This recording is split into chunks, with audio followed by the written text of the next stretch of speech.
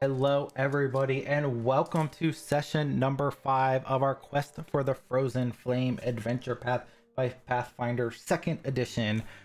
When last we left off, our intrepid band of forward-leading scouts, they had been running away from the Burning Mammoths in a brutal and arduous hex crawl of the map.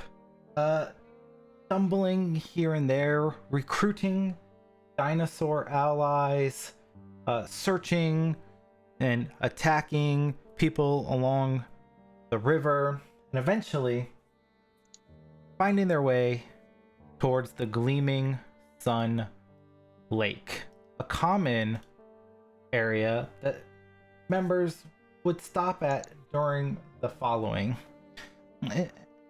As you begin to come upon it in the morning, you see Argakoa coming up towards you just a bit before you get to the lake itself, with another member of the following in tow. And you recognize a member of Moose House by the name of Ano, is it? Yes. Ano the storyteller. A lively and friendly character you've often seen, sharing tales with some of the other song singers and kind of rapidly learning from beneath Argakoa's knee, so to speak. She kind of waves you down a little bit.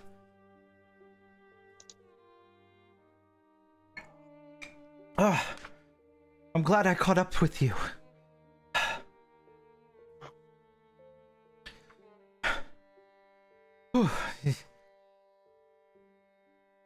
Things have been dangerous lately out on the plains. Ano here has been expressing some latent talent that we think would be useful for the scout crew. We felt it might be time to elevate him to become a lead scout with the rest of you. The other mammoth lords and I all thought this would be a best practice.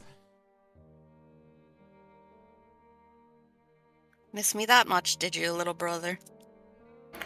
I couldn't spend any time away from you. You gotta be tagging along on everything you do. Well, I suppose better where I can see you than away.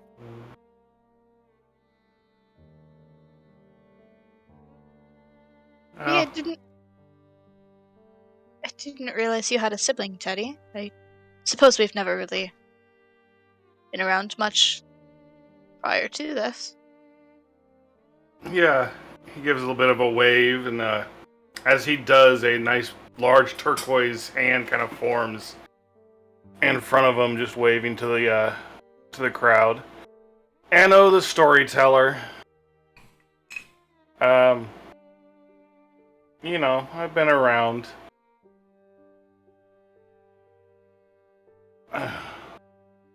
Ano, this is Farron and Talon. And Farron gives a little salute. Lana Took's around here somewhere, but I haven't seen him this morning. Yeah, I'll go up to Anno and give him a great, big, firm handshake, and partly just to test how physically strong he is from his grip. Yeah, he will wince significantly at that one. He does not have very great. He'll try and match it, but for the most part, he's not super strong. I mean, it is brave of you to come out with us, seeing as you seem to be not physically strong and more of a storytelling type. Tells me what drives you to help us in these dangerous times. Or do you really do that much? Yeah, seem to have developed some unusual abilities, and I thought maybe I could put them to better use than just relaying stories. Physical strength isn't everything, Talon. It helps. I don't see a point to it. What sort of abilities, Anno? Um, sorry.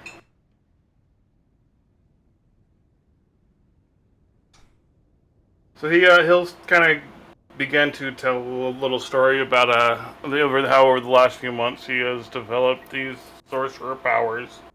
And as he tells this, as he explains these powers to you guys, um, you can see these little sparks of again turquoise lightning kind of forming different shapes of him practicing these various spells that he's learned.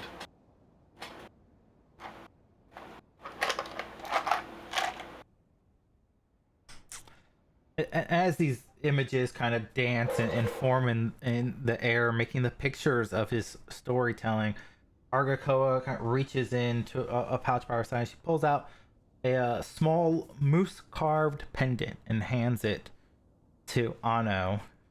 Like, times are not what they normally would, and elevating you to be a lead scout would normally much pomp and ceremony, but be them as they may, please take this with the blessings of all of the Mammoth Lords. Hopefully you can find your path. He takes it, and I hope I can serve the following well. I have no doubt that you'll do the Broken Tusks and Moose House proud. Teddy kind of Yeah. clasps him on the shoulder. It's like, I'm sure Anno will do the Broken Tusks a great service. And he'll prove every bit what we need. And she gives him a grin. With that, he kind of stands up a little taller and trying to hide the shortness of his height. What are the odds that both the changelings ended up in Moose House? I don't know. Trying to say something. Moose has a zoo, so all changelings. Everybody in Moose House is a changeling.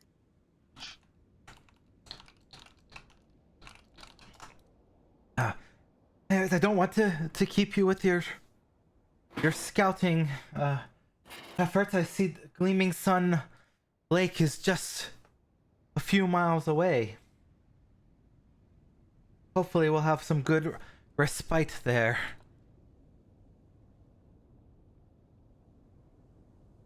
We're hoping.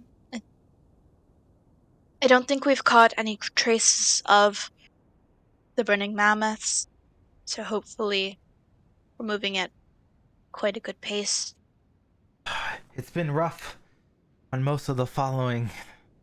A breakneck pace, setting up and tearing down camp each night.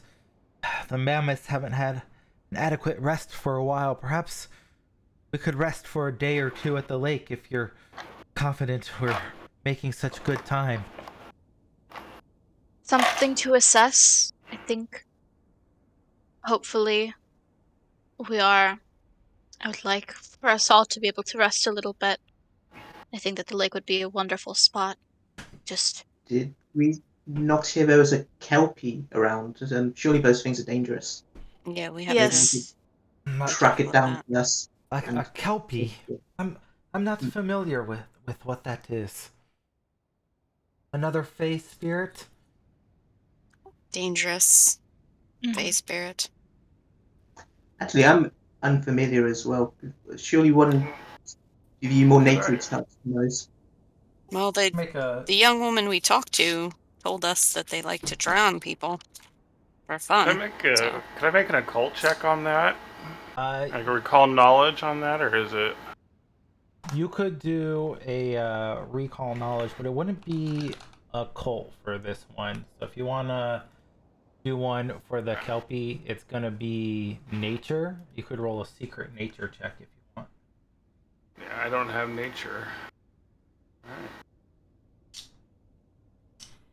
Can I try and see? Yeah, just roll it secret. You can hold down control, and that'll make it secret automatically. Just one of us? You can both do it.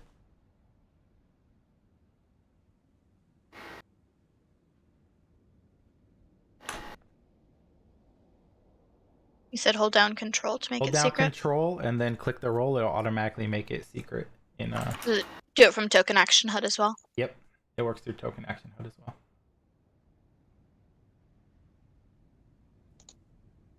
You're not very familiar with Kelpies in general any more than what you were informed by the person you rescued. Okay.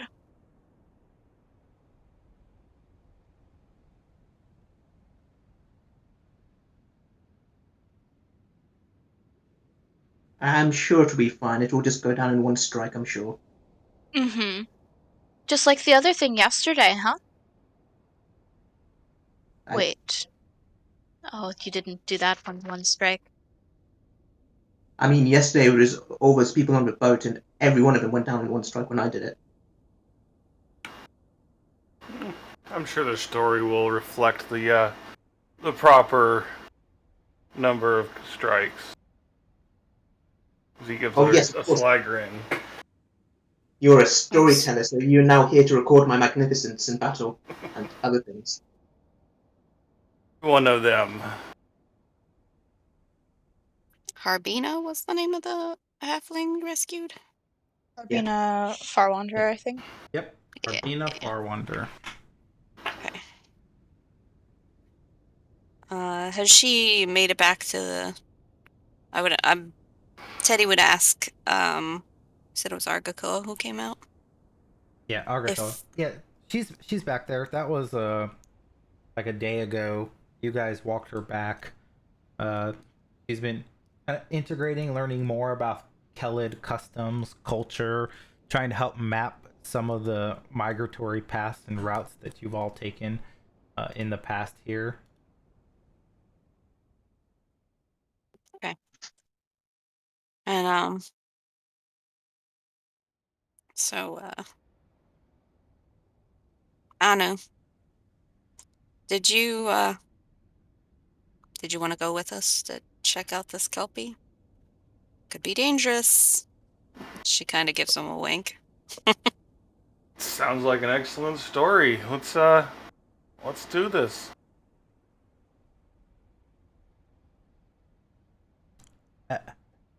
As you say that, Argacoa kind of nods and turns back. You can see the following. It's not so far today, maybe only 30 minutes to an hour behind you, kind of spread out and ranging. And she turns and starts, lightly jogging back towards where the rest of the group is. As you turn forward towards the gleaming sun lake, the water's kind of glistening in the distance.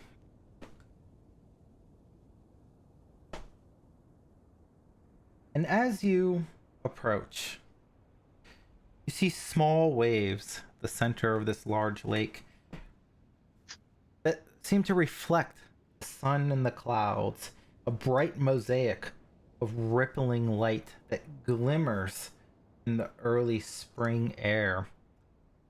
In the olden times, this was a very popular respite for the following, often setting up camp for several weeks at the shore, fishing, collecting reeds and various sundry goods, and resting, preparing for their further eastward journey. But today, time is of the essence. And as you begin to get closer, you see a man, Kelid, struggling in the water, about chest deep, roughly 30 feet out from shore. And you see something that looks like perhaps submerged plants, seaweed. Something's wrapping around him, and he yanks and he pulls, and he panicked, sort of trying to escape. And as he sees you, he cries out, "Help! Please!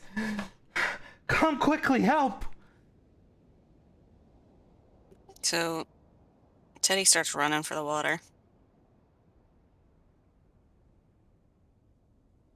Teddy, we should maybe be wary about things in water. Remember last time? Teddy Gonna is try and get already close and sprinting for the just take a water. look if I can see a kelpie. She would look around to see what's got a hold of him. Can we see it from here? Make me a secret perception check. You said hold down control. Yep. Do we all make them if we're looking for stuff? Yeah. Everybody who's looking for something can make a secret perception check.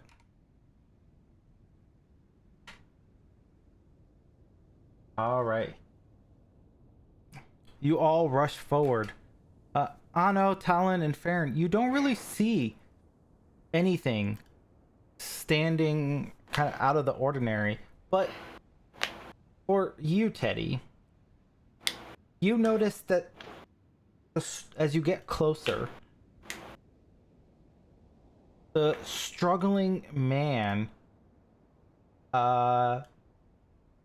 it seems almost fake. You try to figure out what he's struggling with and the plants, and it seems like he might be faking it. So the guy's faking it? That's the impression that you get.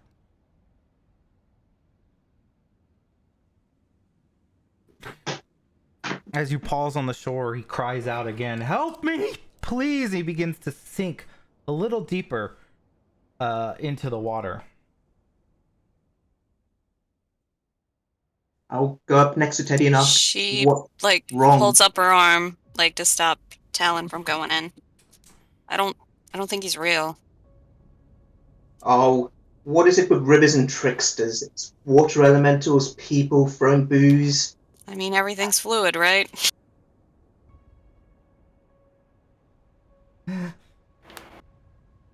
I mean, we can try talking to whatever this is, but it usually ends up with violence. You've just stuck with the violence first for once. How deep does What it are you waiting look? for? And he sinks a little deeper. "Help! It's got me! Help! What's got you?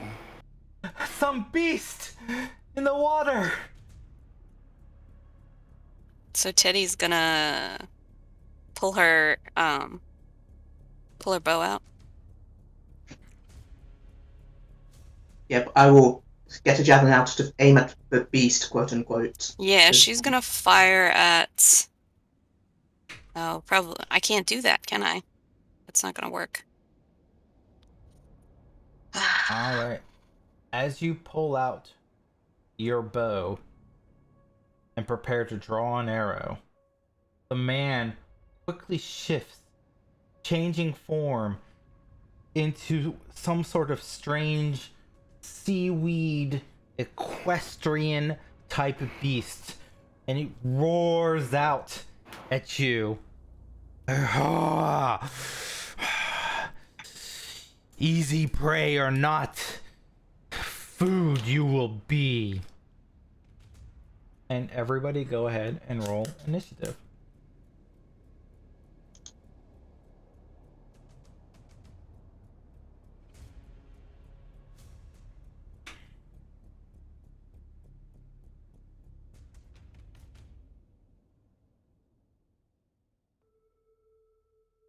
And Ano, you go first. Alright, he's going to step forward to the edge here. He's going to kind of look down the cliff. Is this what you guys deal with every day here, sister? Every day. And then he's just going to let out an electric arc attack. So is electric arc within 30 feet or 60 feet? Oh, you know what? I believe think it's it's within actually 30. 30 feet. I think you're too Yeah. far away. You have to get closer to electric arc it. Okay. You still have some movement. You could slide down to the edge of the bank here if you wanted to, and that would put you within. Okay. You could still do Yeah, that. if we can get down there. Yep, that's perfect. Awesome. And then just go ahead and click the icon for electric arc so it posted in chat, and then that'll give me the save button for the helping. And he fails, so go ahead and roll damage. Alright. The electric arc shoots from your fingertips and dances across the Kelpie's body, zapping him. It kind of, you, I will eat first. And that will be all 3 of your actions. Yep.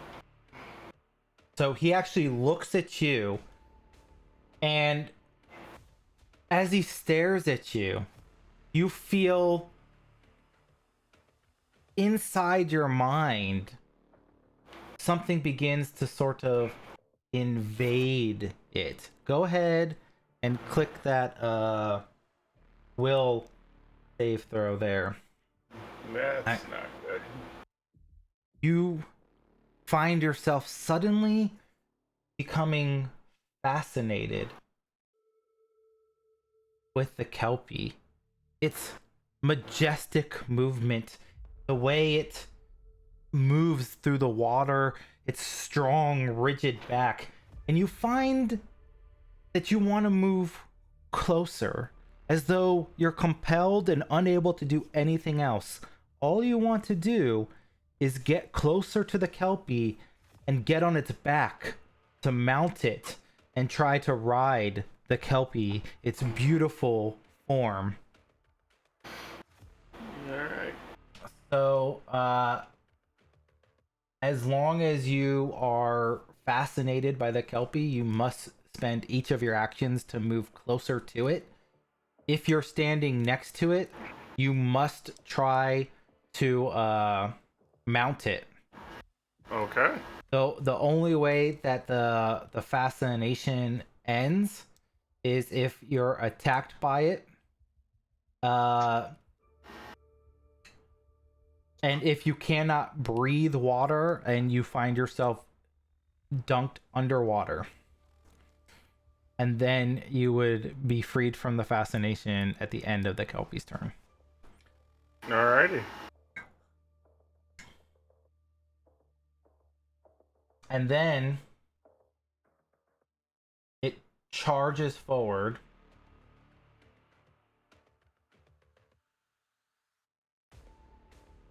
Towards Teddy and Talon, roaring. And Teddy, it's your turn. Do I get an attack of opportunity? Not when it enters your space. No, You don't have just a reach leaving. weapon, right? Yeah, it's only when No. it moves within your space. So, Okay. So she's gonna command Arthur down.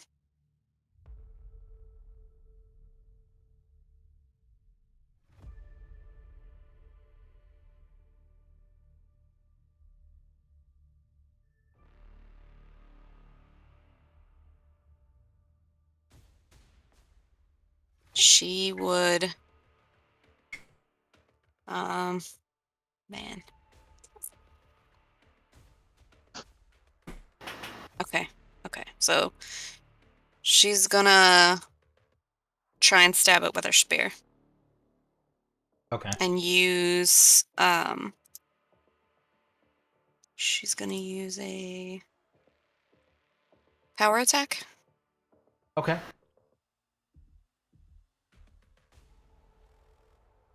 Okay. Go ahead and make your 2-action attack with power attack. See how hard you can hit this Kelpie for. You will miss. I'm gonna use my hero point. Alright, that'll make it a hit. Go ahead and roll damage.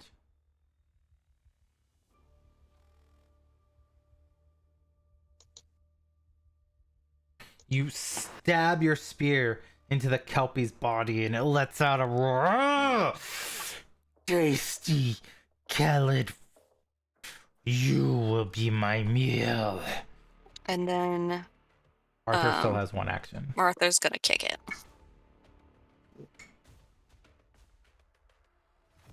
That'll be a critical miss for Arthur. Alright, and that is my turn. Baron, it is your turn. Yeah. I am going to use. Am I technically in the water right here? Or am I technically No. on land still? We'll count it Okay. as land. But we won't count it Okay. as extra movement for you. Okay. Yeah, I'm just trying to determine because I don't wanna deal with the effects of being in water. Yeah, I will go there. Pull out, I'll do a little attempted stabby stab with the rapier. That is a hit. Alright. It's not flat-footed. I would assume probably not Yeah, flat-footed it's at least. not flat-footed. Cool. And I'll just go for a second attack. That will miss. Talon. Alright, so he's going to run forward. Oh my god, guys, can you see this thing? This is so awesome! Dibs! Dibs! I'm riding it first! Big. Talon's It's turn. my go. You're next. Dylan's turn. Oh, I thought it said it popped up and said my turn. Okay, my bad. The pop-up says you're next. Oh, shit. Okay, Yeah. my bad. It's all good. So can I get to here without needing to swim, basically. So if I go here, But if you get in water, you're flat-footed, I'm pretty sure. all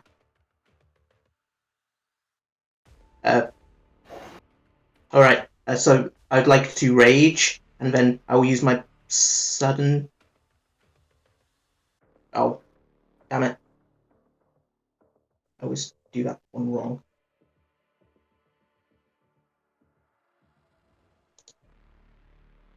Sorry, if a rage is just left my toolbar somehow. I got it for you. You're raging. Okay, thank you. So if I stride twice, can I get to this side of the Kelpie? Yeah, did you sudden charge? Yeah. Yeah. Yeah, you could get there.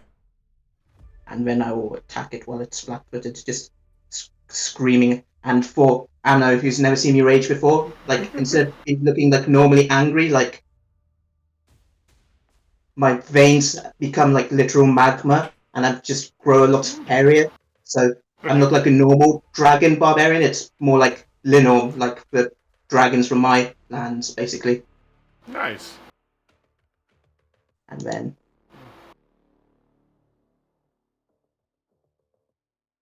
That's a critical Oof. miss.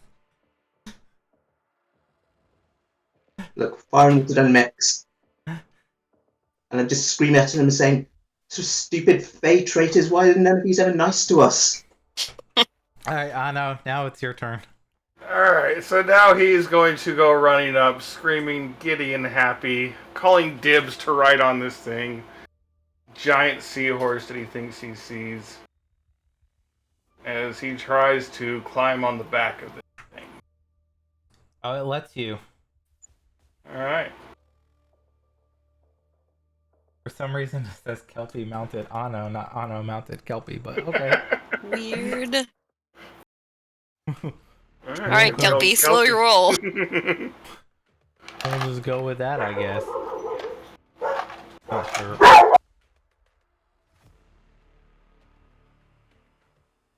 It's a little off center now, but from the mounting, but it's there. It's there. Gotcha. It's in our area, so. Yeah, yeah. The Kelpie lashes out with its jaws at Teddy. Critically hitting for 14 damage. and then it instantly grabs you. Do I get an attack of opportunity? For it attacking? No.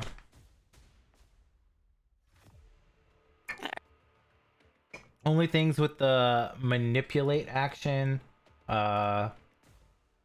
things with and movement. Okay. But what it is going to do is then actually it's not even going to grab you. It's going to rush out here into the water much deeper, which will give you an attack of opportunity. Yeah, he's just grabbing onto this thing and riding it. This is the greatest day of your life. It is. He is. Oh man, he can't wait to share this story. 20 is a miss. A 20 misses. And then it kind of rotates in the water, dunking Ano underneath. Does that stop the fascination? It will stop the fascination.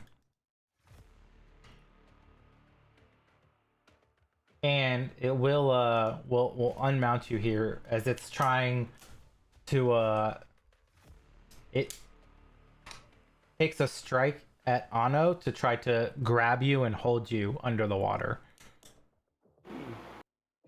And we'll see if it's successful. It does hit. Yeah, that's gonna hit. For 11. It's holding you down underneath. So, you know, you can hold your breath for a number of rounds equal to 5 plus your constitution modifier.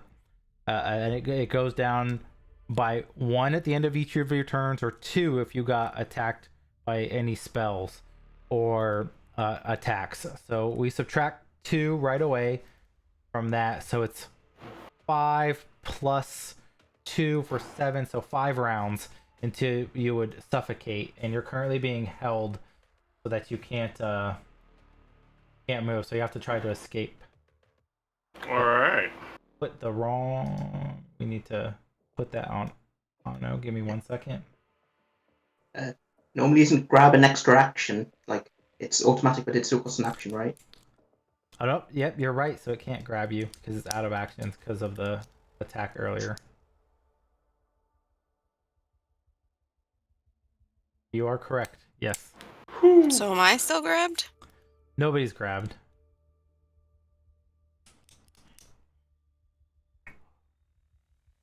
Okay. You're right. Grab takes an action. You're not grabbed now. Teddy, Alright. it is your turn. Okay. How deep does it look out there? Do I know? Where the Kelpie and Ano are, it's Yeah. about between 5 and 6 feet deep. Okay. It's So about 4 feet here. It gets to around 5 feet here. It's around 7 feet out here. okay. So Teddy's gonna wait out and order Arthur out as well.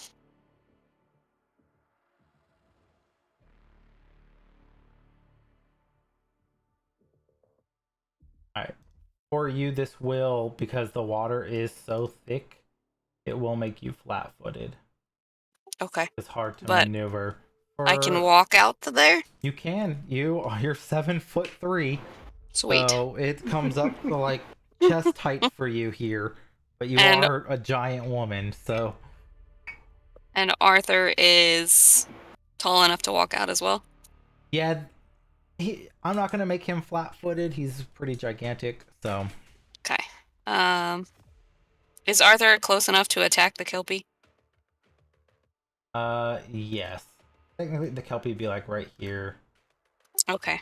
I'm It's gonna. hard to put people in the center of a square. Arthur's gonna attack the Kelpie. All right.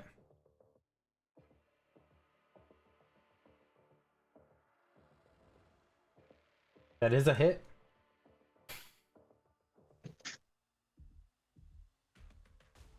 And That should be everything because it would have took you 2 actions to get out that far. 2 actions to get out? Yeah. Okay.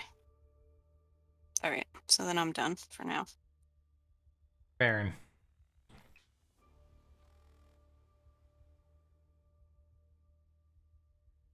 And she just say, Otto, get onto the reindeer. Anno, you hear.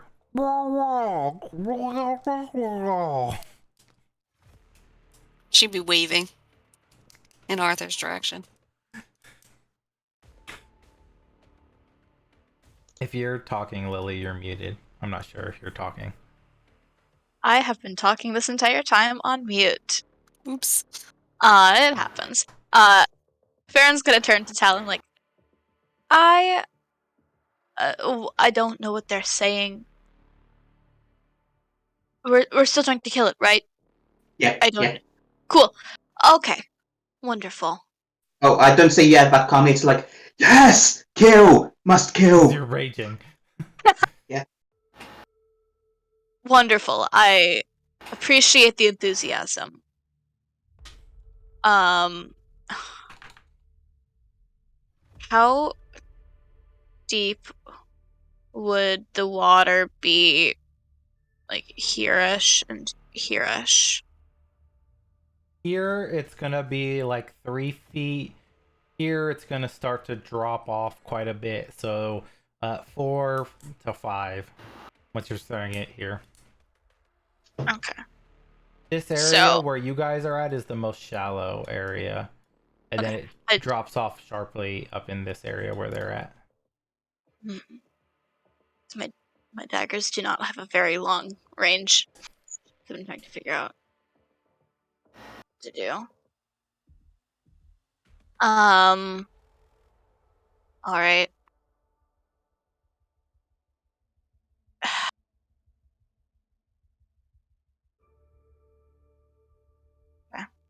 Yeah, because Farron's in relation to Teddy short.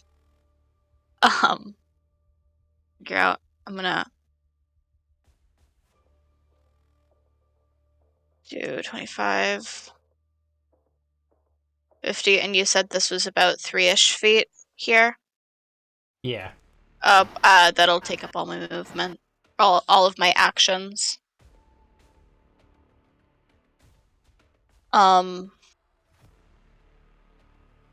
There's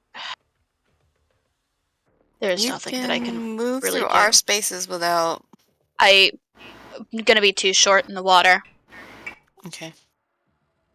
Yeah, Farron's like 5'4", 5'5", I think, is what I said. So that's gonna be almost their entire height.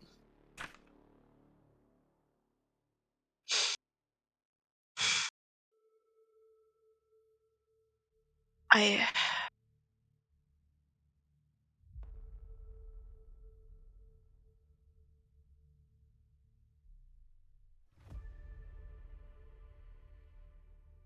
there's just genuinely nothing that I can do right now aside from movement.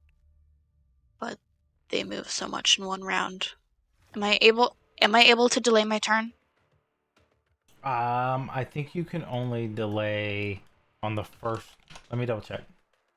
Delay anytime your turn begins. Yeah. So you can choose to delay. You'll be removed from initiative order, and then you can return as a free action at the end of any other creature's turn. So the best you could get at this point would be to delay after Talon. Yeah, I'm trying to see if you can carry over into the next round. You can't use your action until you return to initiative. If you delay an entire round without returning to the initiative order, You just forfeit that turn, I would assume. yeah. But that's for a full round.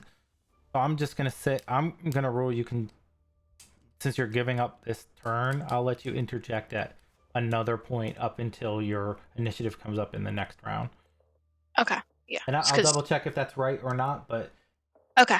Yes, it's the end of the round, but it's not a full round that has passed. So I'm going to rule that until a full round passes, until Teddy's turn ends, you could come in at any time. Okay. That'll be my ruling, and we'll go with that. Okay, yeah. Thank you. Yeah, I just have a 10-foot for my ranged weapon, so I'm not helpful. Alright. We'll have Talon go. Yeah. So would it take 2 move actions to get there?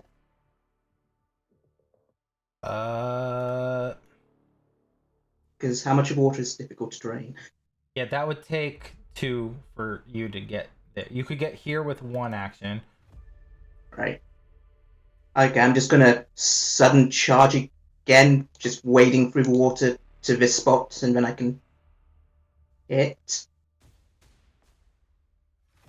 Because I put 10-foot reach. Yep, that works.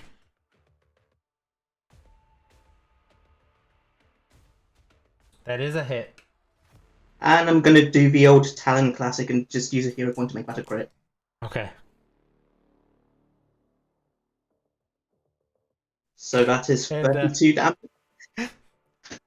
Technically, you didn't hit the first time, so does this still count as 1 hit, 1 kill? I mean, I've been going 1 strike, 1 kill, and I did strike and miss. It's not 1 strike, 1 kill, but maybe it's 1. You slam your weapon into the Kelpie.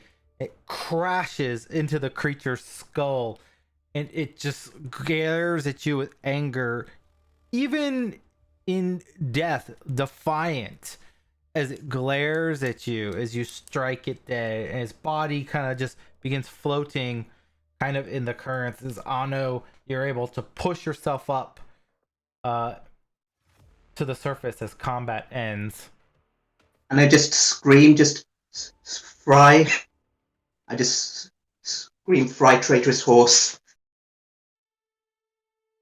Do we find anything in the bits of weeds? Go ahead and roll me a secret perception check.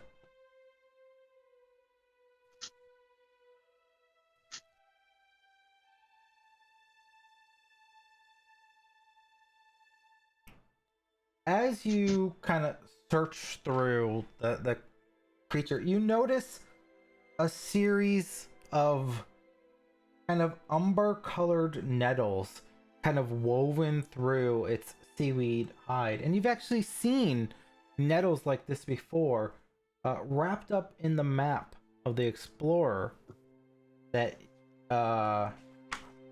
Arbina told you about. And as you look around, you see along this shore edge several nettles that seem to match that same color.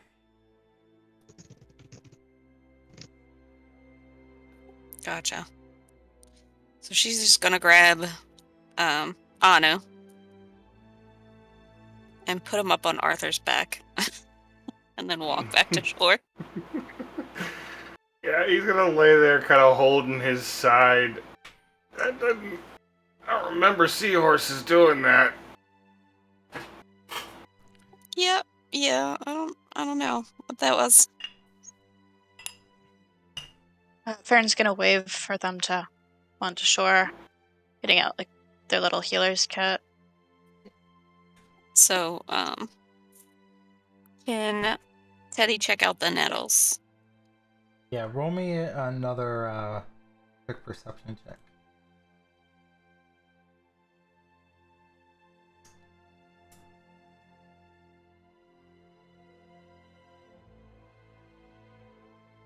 Technically, you didn't pass, but since the Pathfinder map makers were so glorious enough as to mark this secret underground cave on the map for all of you, and Harbina told you about it, and you've seen the nettles, you do find this small little dugout underwater entrance that sort of leads into a cave the Paizo designers made very clear for everyone to see. Do we find a secret tunnel? You do. She would motion to the rest of the group and say, "Look, there's a cave this way. I think these nettles were marked on that map that the explorer had that Harbina showed us, and she told us about. Can we go down and check? Maybe they're here." Wasn't Farron doing some healing? Yeah, I wanted to try to I was just waiting for the okay before I did anything to try to get a cure wounds off for Ano a at treat least. wounds? Yeah. Yeah, that just takes 10 minutes. So if you want to do a treat wounds on Anna real quick while you're all discussing this, go ahead. Yeah. Oh, I'm hero pointing that. Remember, you have a treat wounds macro in your hotbar now if you want to use it. Was the macro I just failed. Okay. Okay, Yeah. just go ahead and roll 2d8 then for healing for your hero point win. We'll apply that to Ano, who's now feeling 100% better. Feeling much better. Good. Quite skilled you are there. Whew, thank you.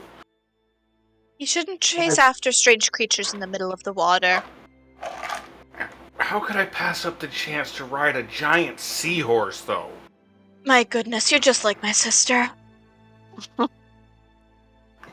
Tell me, Anna, as a storyteller, what happened to that seahorse? Like, my memory's a little bit hazy. I remember, approaching it, and my legs were very damp, and like it's clearly dead. How do you escape? He kind of thinks for a moment, and he begins to launch into this very elaborate tale about how Talon was able to cut this thing through with a single charge, unable to withstand unable to withstand his barbarian ferocity. And he kind of puts on this little show as you can see the Kelpie holding a little stick figure, and Talon comes up with a couple of big moose horns on him as he cuts this thing through and just cleaves it. Accurate retelling, I think. I mean, I like having him around.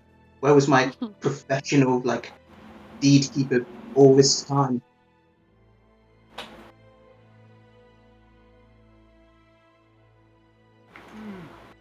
But once But he's patched up and the story's been told, Teddy would head into the cave.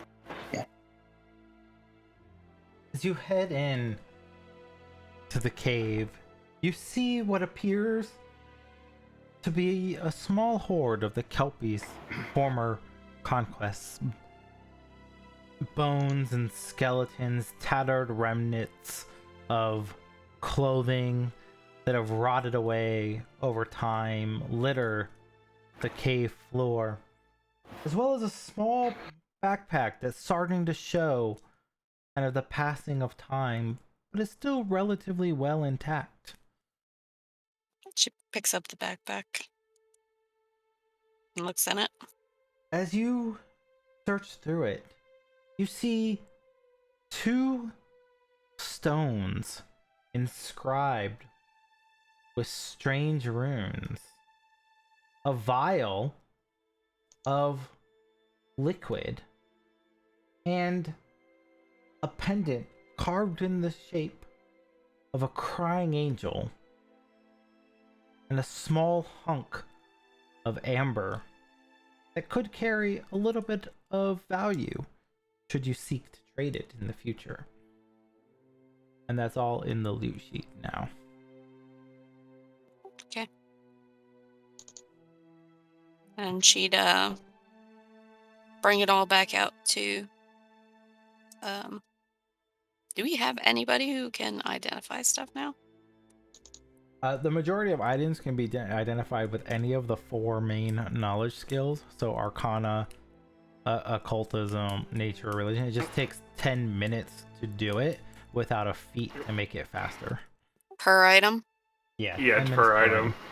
Alright, so she's just gonna take it and put it in her bag and identify it later. Because she's aware that there's the passage of time. But she lets everybody know that she found some stuff. Yeah. And she's gonna take a look at it. Well, the following is intending to camp out here for the day, so you've essentially got the rest of the day. If So you then want to take some time. When we had a moment, she would sit down and try and figure out what it is. Secret natures. Yeah. And just tell me which one you're working on first. Just the first item in the sheet, I guess. It doesn't say, it just says unusual object. Yep. Because you can only try it once per day. So. Okay.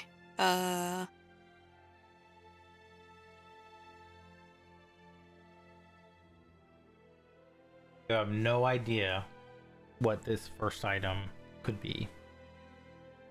Okay, she sets that to the side for later. And then she take a look at the next one. This one, however, as you look into it, you recognize some of these sigils. As you're looking at the runes carved into this stone, it seems vaguely familiar. You look at your spear, actually, and you realize the runic inscriptions are very similar.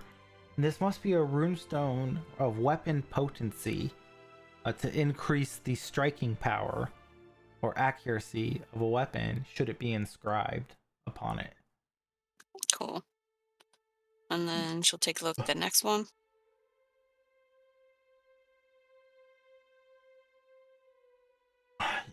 This strange liquid, you cannot make highs or tails. You taste it a little bit, it tastes bitter and almost metallic, and you can't figure out what it is. Okay.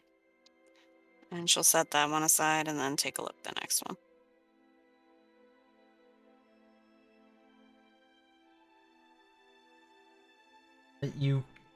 This crying angel, while exquisitely carved and beautiful, you cannot make out what its purpose might be. Okay. Well, she'd give the weapon potency rune to she'd give it to Talon. So that's a +1 rune you can put on your weapon. Do I not need to make like a crafting check or something? Yep, somebody will have to make a crafting check to inscribe it on there. You believe that there might be some members in the following that could perform that task for you if you loaned your weapon to them for a few days. Especially amongst the Mammoth Lord who leads... why are my notes so bad? Who I wrote down that I decided was the crafter of the following. I can't find it. Murthig, the Firekeeper. The dwarf Mammoth Lord.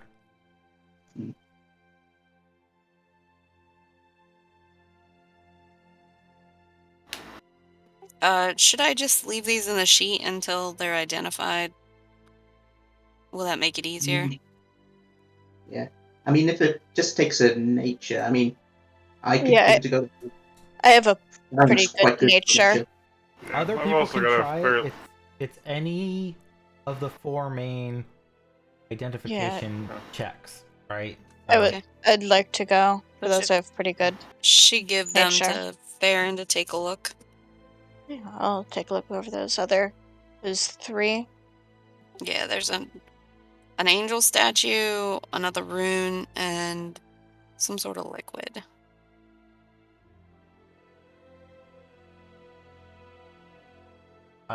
So for this first one, the rune, you're also just as lost as anyone else.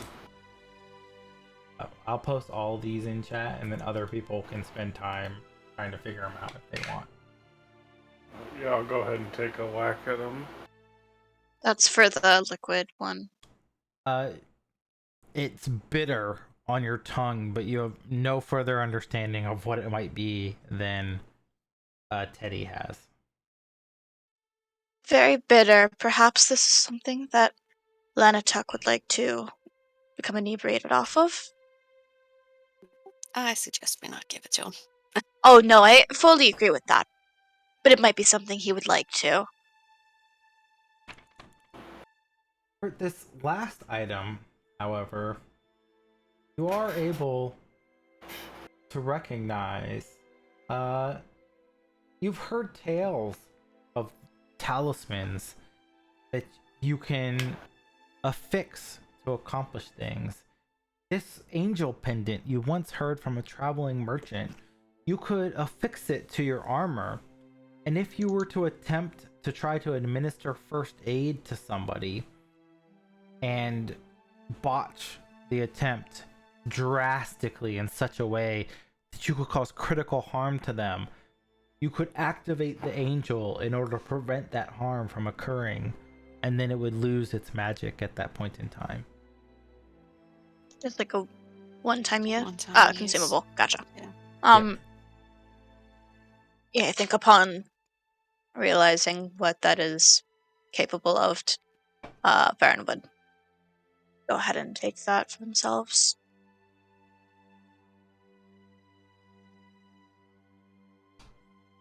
And Anna will take a look at the unusual object. Don't mind. Yep. You also cannot... You know it's some sort of runestone that you could inscribe onto an item, but you just can't figure out what it does. Like, it's just right there on the tip of your brain, but you can't make the connection to the magical energies within it. We may try talking to the firekeeper. Sorry, what was his name again? Mirthril? Yeah, he's back at the camp, or Yeah, in he the might- forest. Once you set up camp, he might be able to figure it out. She'll Yeah, he take may the have an rune. idea. He might know. She'll take the rune to them. The liquid as well, or should I The liquid. Yeah, she'll take the liquid to them as well. Maybe they'll know what it is. Anna, do you want to try to identify the liquid? Yeah, I'll go ahead and give it a shot real quick. Man, this liquid is super bitter. Like, you None of what us it is. know. You just kind of, all of you just keep Yeah. like Oh, licking God. it, like Yeah. you'll have different results. Nasty And it's tasting. not- Let me try. It's not working Whoa. out for any of you. Oh, that's It's just a gross. full-on bottle of bitters. It's almost metallic. It has like an oily sheen to it. Wait. I want to have Arthur take a look. I can't that off my tongue, guys. It won't come off.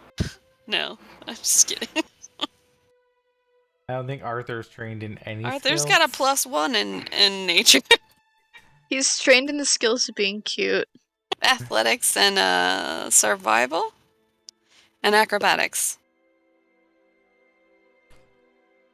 As you are finishing up looking at all these items, you see the following cresting down on the horizon as they've caught up to you. Several of the following members slowly begin to integrate where you're at and set up camp for the day, trying to get some relaxation time here at the gleaming sun before heading out. The Mammoth Lords approach you, Argakoa taking the lead. Like, is it safe then? Could we camp here for an extra day? No signs of the burning mammoths anywhere?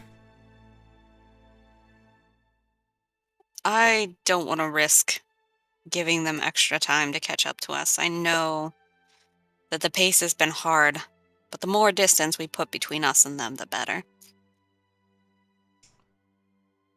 I think that people need at least one day of rest. Like, it seems A like day. Yeah. I think that we should stay absolutely for a day, but I don't think that another day would be wise. I agree. The more time we wait, the more time it gives them. Then we'll strike up camp now and take a much needed rest. As Argakoa looks out over the lake, gazing at this patch of seaweed slowly being pulled out, as she sighs. In the years prior, we would spend weeks here, gazing at the idyllic sun glancing across the lake. I hope those times are not behind us.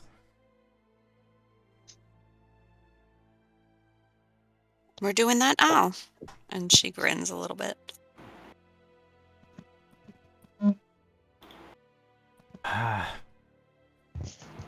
Perhaps. Perhaps.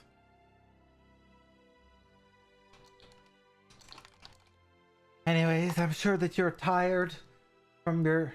And as she looks over, she's like, Teddy! Oh, my sister Cinder! What happened to you? You're bleeding! Ah, it's a scratch. She like waves her off. You need to see Nagna immediately and get that treated. It'll be fine. I've got to figure out what this nasty tasting stuff is, and she shakes the bottle in Arkako's direction in this rune. As you're shaking kind of the bottle, you catch the attention of Mirthgig, and he walks up. He's like, "Hi, what? You need to know something about a strange oily liquid." Yeah. This. She holds the bottle up. Accidentally rolled for Arthur because I had him selected. Do it, Arthur. Figure it out. Oh my goodness. Let's do. Did this. Arthur figure it out? Because if he did, He did not. He had no idea. He's like, what?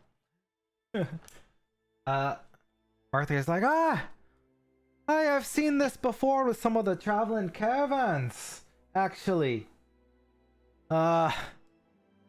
It's known an oil of potency. You smear it upon your weapons, and it'll enhance their ability to, strike harder, strike more accurate, more damage, more.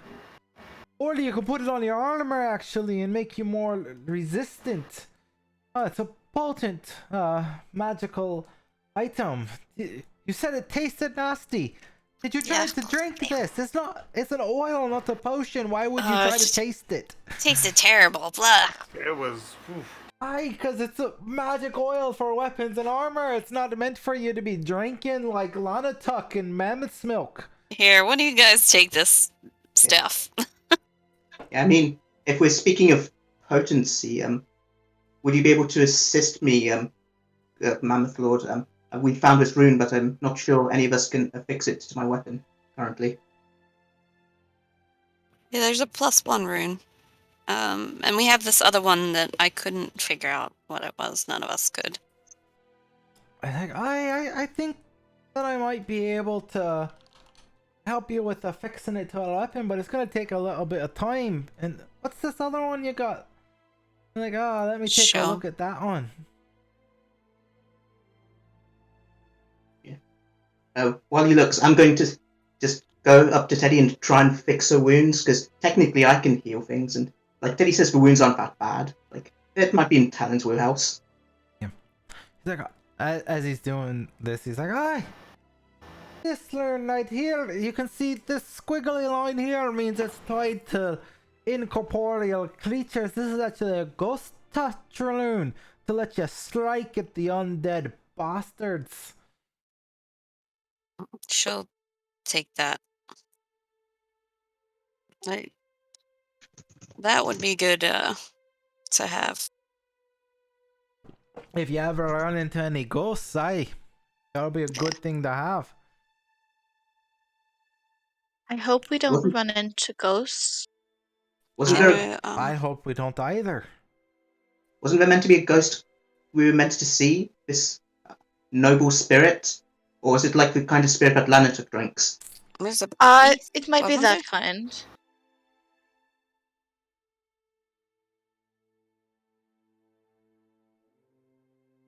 I thought it was a cat.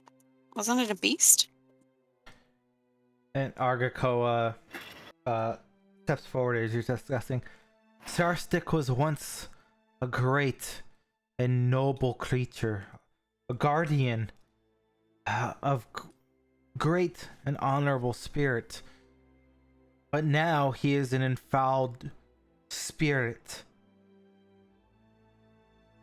But yes, so he's always been a spirit. He's a spirit of a cat, but he's a spirit nonetheless, and that means ghosty woo things, right?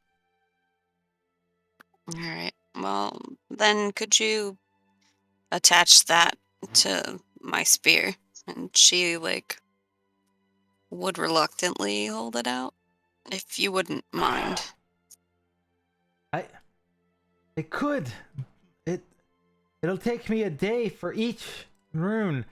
So if which we're only stopping here for a day here. Which would you prefer now, and which would you like to venture out without having on your person?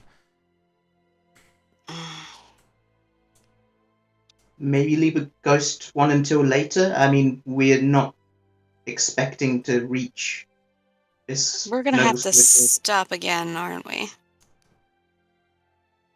Might have to stay for a couple of days. Fix the one to Talons first, and then we can see about this one another time. Maybe we should stay here another day for this extra one to be fixed. But Burning Mammoth seems some distance away, and maybe an extra day of rest will do the following good morale-wise. I still Many of don't the like people are giving them getting time. tired.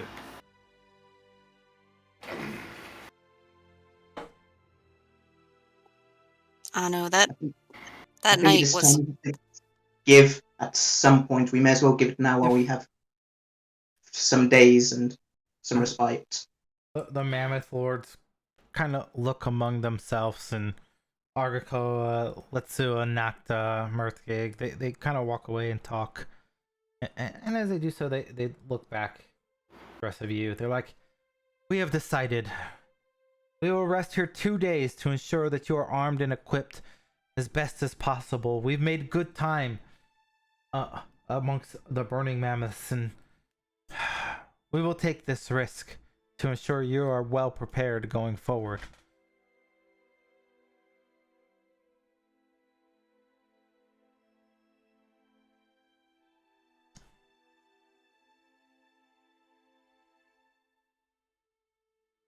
Teddy nods, but she doesn't look happy about it. If it would help, Teddy, I can go around and speak to the following beast a couple of days, and I can try and sweet talk them. An extra day of rest, but we all have to go flat out until we reach the cave. I'll try and sweet talk them a bit. Don't think that it's worth the extra day of rest to be going non-stop the rest of the way almost. Or We're gonna have to stop again. We are gonna have to stop again. So How far away is makes this cave? Let's see. 1, 2, 3. the big cat. Many days travel. 13 days by the route that we were gonna take. And I think we need to stop at the grandparents' peak as well. Yeah. Yeah.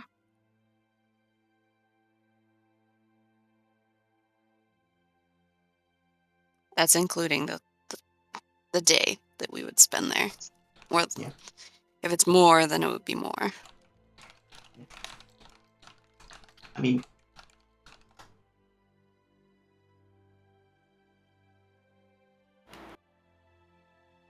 I just like to go around to the following and say how grateful we are, that they're putting up with the pace, and that it might be rough going on, so enjoy this extra day of rest while you can, sort of thing. Just get them prepped, because it's going to be a hard march, I think. No, I don't think that will help us either. Give them, if they're resting for 2 days, let them rest. Don't let them worry about it. All right. I don't want to spoil the time that they have by worrying about having to rush when we are done. As you talk, But Sua speaks up. Like, I appreciate your concern, but you're not Mammoth Lords yet. Let us worry about the morale and the care of the following, for that is our charge as the leaders of the Broken Tusks. We might not be leading them, but I can still care about their well-being and their feelings. Yes, but you do not need to go on a campaign to try to rally their morale. We will handle that on our level. Focus on taking this time to decompress and recoup for yourselves. We have been at a breakneck pace since Grandfather Iowa died, and none of us have truly had a time to rest and recover from the attack at Rockloom. Apologies, my lord. I guess it's the old commander in me coming out again in these troubled times. Hey, Mirthdig says. Like, we appreciate your concern for the following, and all of you probably have the makings of a future Mammoth Lord amongst you. You show the right leadership qualities, the right initiative, and some of you the right drinking prowess. And even though Lanatuk's not here, you get the impression that he's referencing him. But for now, let the burdens of leadership rest on those of us who have been chosen to lead. Take some time for yourselves. Don't overstress yourself with having to be the scouts, the Mammoth Lords, and responsible for all that happens in the following. I've heard that the start of this new moon is Mental Health Awareness Month in Golarian. And it's important to take care of your own mental health. I'm obsessed. Jenny just kind of says, "Oh, I don't do well with that me time stuff." Oh, Hetty, maybe you can take this time to mourn the loss of your Look for potential Picano? relationship with. No, mourn the loss of the potential relationship. I could look for Picano. You're right. Let Sua speaks up. It's like, it is sad that Picano has been lost to us. I fear the Burning Mammoths have probably slain the boy. It's Oh, I hope not. for the first time That's not the way I want him to die. for the first time in any of your lives, this look passes across Teddy's face when they mention the Burning Mammoths might have killed him, and she looks like she will kill every last one of them with her bare hands.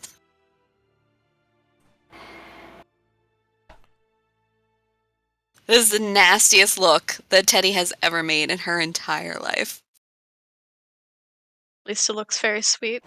As this look comes over you, Nocta approaches you, Teddy, as the leader of your house. Like, child, it's okay. Death is a natural part of life. As the seasons come and go, so does life pass. Grandfather Ewa's passing was horrible, and Picano's is a loss felt to everyone. But we must understand, he has returned back to the natural world to help those who must exist.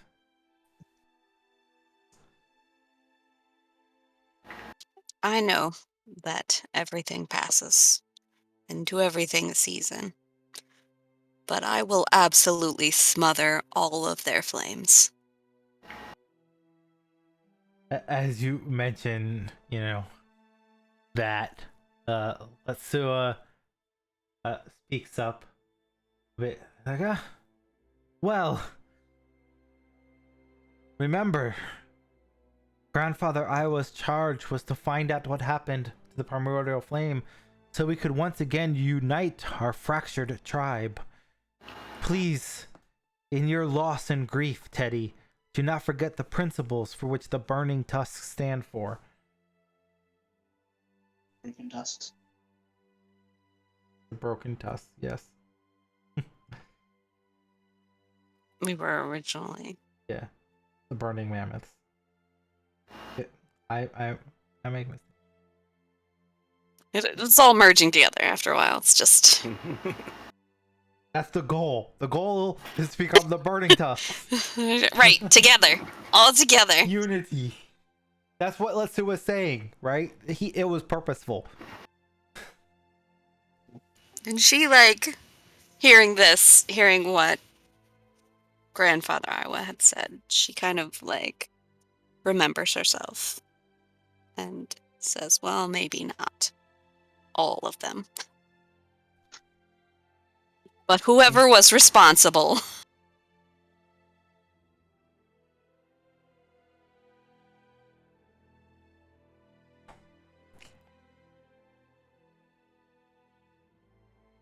But yeah, as soon as all the Mammoth Lords and possibly Teddy are out of earshot, I'm just going to murmur under my breath. I hope Econo isn't dead. I wanted to kill him. No, you rock, paper, scissors for it. You're right.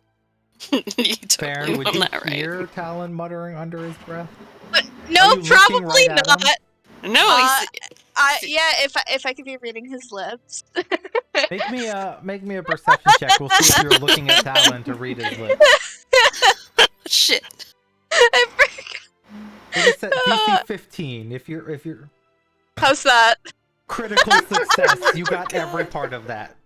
So you totally understood every word. Let Teddy me know did if you not need me hear. back up.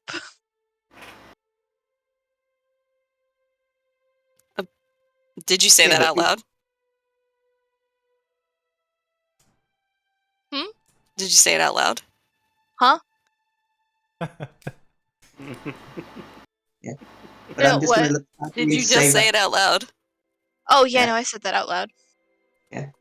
Back up for what? Oh, for practicing with hitting things. To make sure that every hit killed things. Are you kidding? Would Have you you like seen to this learn- guy? Just for help. Would you like to learn the moose cutter, Baron? I can show you it. I would love to. See, I know Hello. how to sneak on things. I just can't hit them That'll be quite as good. hard as you can. Anno, So- do you use weapons at all, or are you all magical? Oh, pure magic over here. Though I do have this small little hunting knife that my father left me, but She hope I never have to use it. They're that close, I worry. she grins over at Anno and was like, Did you tell my father that you've decided to join us out here?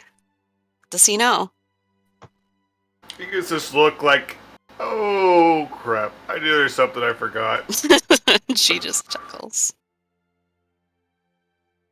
You think you mind going with me later to tell him? Yeah, we can go together. I'll tell him that I was stumbling around blind and I needed somebody there to keep me from... Hey, to come to rescue you. I'm sure he won't have any problems with it at all.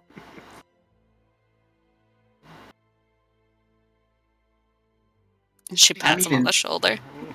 Not hard enough to... In Anno's defense, all those hits he took from that Kelpie meant that neither me or Farron got hit whatsoever. He was heroic almost. He was very heroic. Nice of him. Although, running into the water after the Kelpie... And she shakes her head. Not okay. You have met my sister Amak before, right? I've met a mech. No, has Anno met Amak? Anno, have you met a mech? Kind of thinks for a minute. She's the herder, the young herder, correct? Yes. Yeah, I've met her a couple of times, though only briefly. The way that you ran into the water for that Kelpie is exactly how she responds to every animal she sees. I think you'd get along. Oh, this will be If we fun. bring the Kelpie back for her, she might enjoy this one. It's, a different perspective, but... I was tempted. Do you want to bring back the pieces of kelp and say that you killed it to her? Feel free. Kind of pulls one off his No, shoulder. don't do that. Here you go. They'll take it and hand it to Talon. Here, you can tell her. Oh no, Talon, don't tell her that. Look, she's what, 6? She needs to know how to kill an animal by now. Don't do that. She will be She's so 9? upset. She's 9. She'll be so upset. I'd have tamed it, but I don't think it was tameable. I mean, is this not effectively a tamed kelpie? I just float a bit of seaweed into the faces. Look, it's not trying to kill us or anything. I consider that tamed. Can I do... I want to take one of the pieces of kelp. Can I do a nature check to see if this is technically sustenance? Or it could be sustenance? Yeah, make a secret nature check. Or nature survival, whichever one. You can do survival if you want. They're the same. Secret either way. You get the impression that technically you could eat it. Mm-hmm. It's not tasty, but it is an animal. It's not really seaweed, it's just kind of feels like seaweed. But it's kind of like eating like a fishy, leafy horse. Okay. Anna, are you hungry? Not at the moment. Okay, well, if you'd like some, this is always here. I don't think it'll taste good, but you're free to it. I'm okay at the moment. Thank you, though. Out of interest, is it like remotely cooked at all? Because I hit it with like a very fiery strike. Yes. Is it cooked? Like, it's going to be very, very rare, but is it mildly cooked?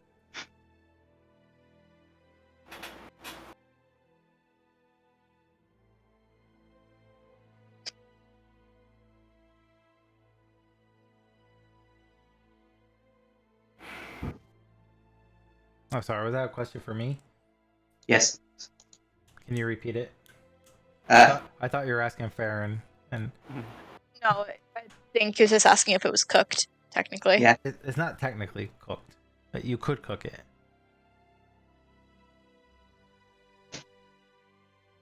Anyway, we'll leave the kelpie remains for another day. That's another project. Like, I believe someone wanted to learn the moose cutter, and I'm just going to drag Farron along with me. Like, not quite understanding that it was probably just some cover story about, and she probably doesn't want to learn them. Oh, they probably don't want to learn the moose cutter. I was drug and still go with happily. Because hey, swinging swords are fun. So, I have a weird question. Is there a way for us to get that rune duplicated? Baird? It would take quite a bit of time to duplicate it. You could try to transcribe and learn the formula. That's going to take time. Then try to create a runestone, which will take time. But you could do it. It'll probably take a few weeks total to get it all done. If it's on the weapon, can we still do it? Yeah, but you'd have to leave your weapon with whoever is trying to craft so they could learn the formula. And after they learn the formula, then you could have your weapon back and they could spend the time trying to do it. Okay, because I wasn't sure if we might all need... Because if we're going to face a spirit, do we have weapons that will do that? I know that Lanatuk and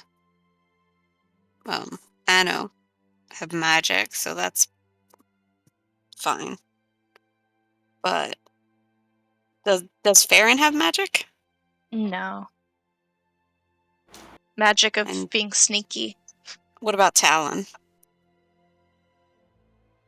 I just hit very, very hard, and Hmm. I assume that fire won't like help in any way if it's non-magical. Because my strikes are all fiery when I'm angry.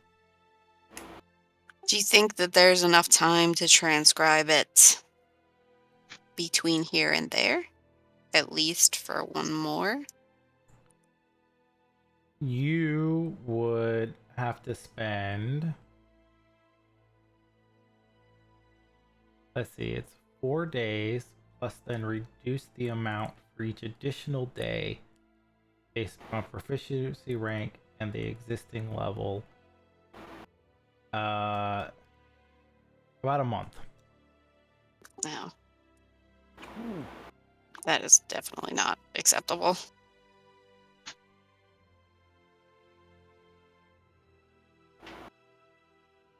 Well, I mean, we can cross that bridge later, I guess. I mean, it could be that this spirit could be reasoned with, or otherwise, I will support you, Teddy, and you will do the brunt of the violence. Or maybe I just pass you my spear when the time comes.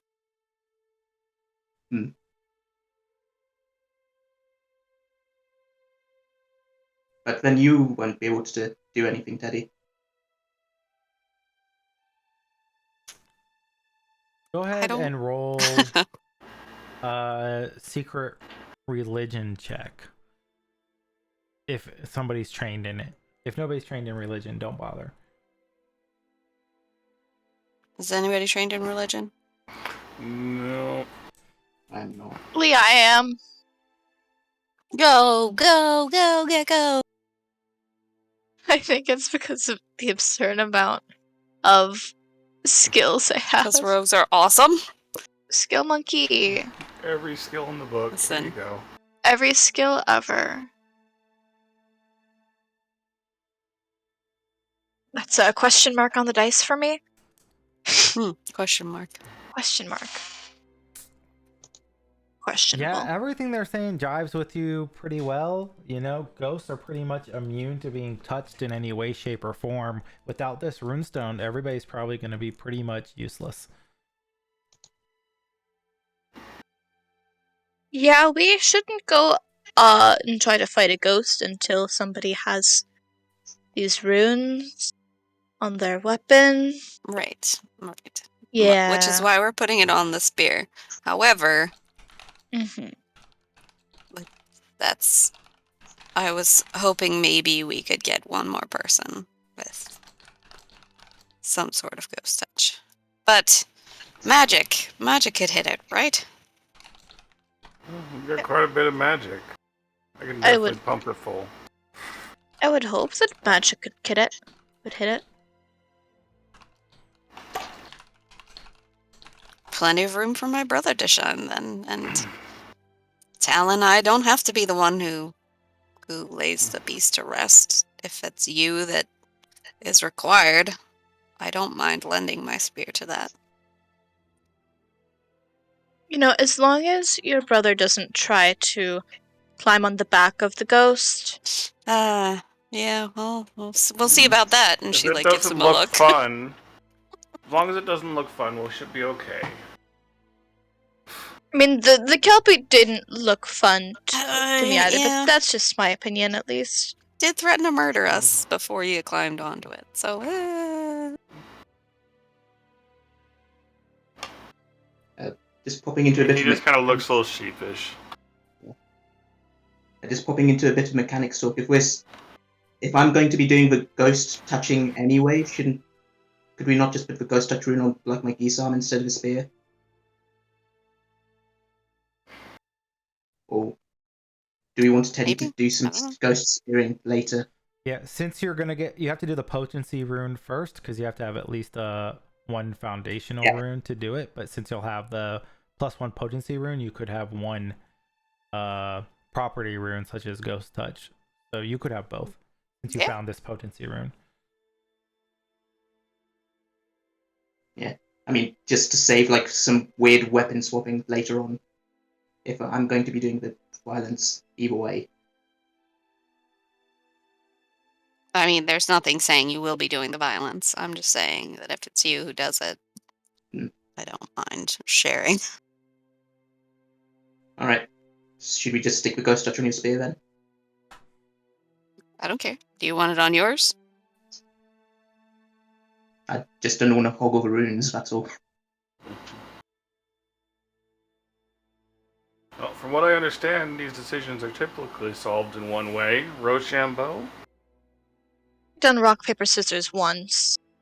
Oh, I don't play that game. I mean, if we're able to track down another potency rune, I could have that for my rapier. We could put the ghost touch on there. Yes, but the We have to person check. doing the majority of the killing has been Talon.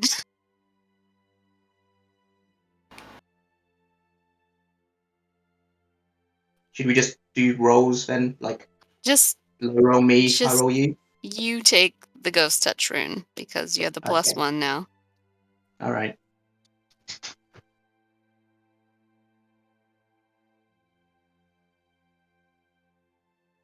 All right.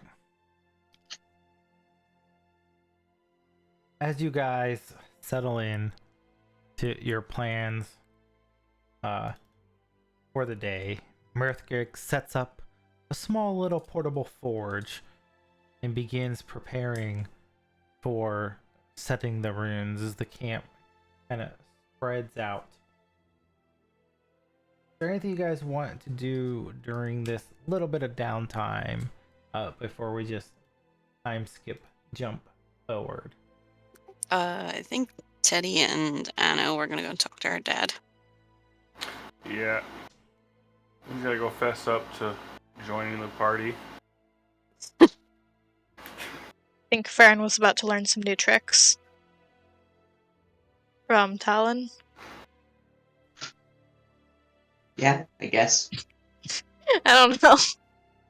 And then Teddy was gonna make a cursory scan for Picano. She's still not given up hope. All right, we'll start with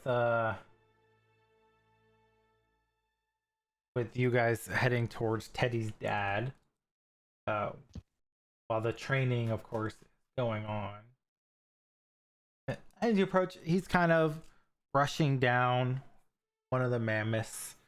As you come closer, he turns and kind of beams a smile towards both Teddy and Anno. Like, back from scouting so soon? Isn't the lake so glorious, Teddy? So beautiful. How are you doing in your scouting? I'm sure you're doing fantastic as always. Such a little girl growing up, doing such a phenomenal job for the following. I'm so proud of you. And you instantly get a feeling you understand where Teddy gets her positive outlook on life from. She gives her dad like a big hug before she says even anything. She just like grabs him and hugs him tight, and then she like He shows off squeezes Arthur. hard, but you kind of pick him up off the ground because he's like 5'8" and you're 7'3". And she like shows off Arthur, and she's like, "Oh, look who I found!" You know, out in the bushes, and Oh, such a cute beast for the herd. This is gonna be fantastic. he like licks her dad, and his whole face just.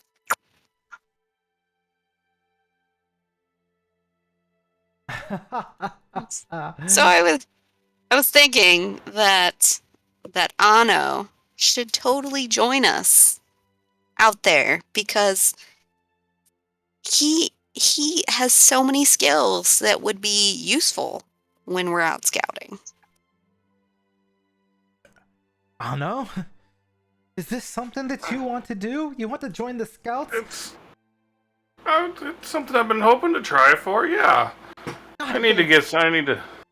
That is a wonderful idea. Just stick close to Teddy to make sure she keeps you safe. You've never really been that skilled with a weapon. No, it's not one of my better talents. Anno will keep me safe. What are you talking about? And she like kind of like punches her dad in the shoulder a little bit. All jesting aside, though, Teddy, He's not that great with a weapon. Fantastic storyteller, but scouting is dangerous work. You have to make sure he's taken care of. No offense, Ano. I just worry about you. I can hold my own and I need to. It's one thing to be a song singer, but it's another to be a scout. Especially, these burning mammoths chasing us and horrible things on the horizon. I will make sure that he comes home. We'll be okay out there. If this is truly what your passion is, then I wish you the best of luck. You're almost like a son to me. You've been the closest thing I've had to a father, and At this point, touches his hand to his heart. He's like, Teddy just grabs everybody in a big, like, group hug and, like, both her arms. Otto's gonna squeeze, his eyes kind of bulge out a little bit. Teddy's father kind of places his hand on your shoulder. Ano, as the hug breaks, he's like, I know I could never replace your real father, but I'm glad to have you as a part of this family. Please, if I lose you out there, or to you, and he looks at Teddy, I don't know what I would do. Can't lose me. I'm too tall. That is true. That is true. It's much easier to spot you coming than anyone else. But people have been lost. Poor Pacano. The burning mammoth got him, I suppose. She gets that look again. He was never a friendly young man, or really all that sociable, very mean-spirited, but nobody deserves that sort of fate to be put upon them. Did he do anything to you, Dad? I saw the way he treated you and the other children around the camp. He was always mean and bullying and cruel. He didn't ever treat me badly. Besides, You don't remember that time he pushed you in the stream when you were 6? And she's like, she has this far away, like, sunny day look on her face, and her cheeks blush a little bit. Yeah, I remember that day. You remember that time that he said you were so tall that you were practically a dinosaur? One of the nicest things anybody ever said to me. He shakes his head. Like, I know, maybe it's you that needs to take care of Teddy. Her heads are lost in the clouds still. See, I told you he would be good for that. And she pats her brother on his shoulder.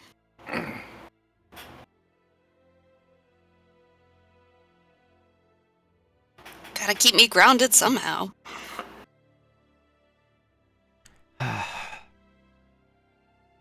I'm sure you have scouting duties to take care of. Finding the path, keeping us safe from those barbarous folks chasing after us. We will. I'll let you go back to what you need to do. We've got a couple of days to rest. The Lord's decided. Nocta came through and said that we'd give the mammoths 2 days rest to recover. I worry what the time might cost us, but if these beauties could use the rest. They're not used to walking so long and not getting recovery time. I see how it's taking its toll on them as he brushes one of the beasts. She, like, runs her hand over one of the mammoths, and she says, I know it's been a hard pace, but hopefully this will give us the respite we need, and then we can press on, because, excuse the pun, those burning mammoths are hot on our heels.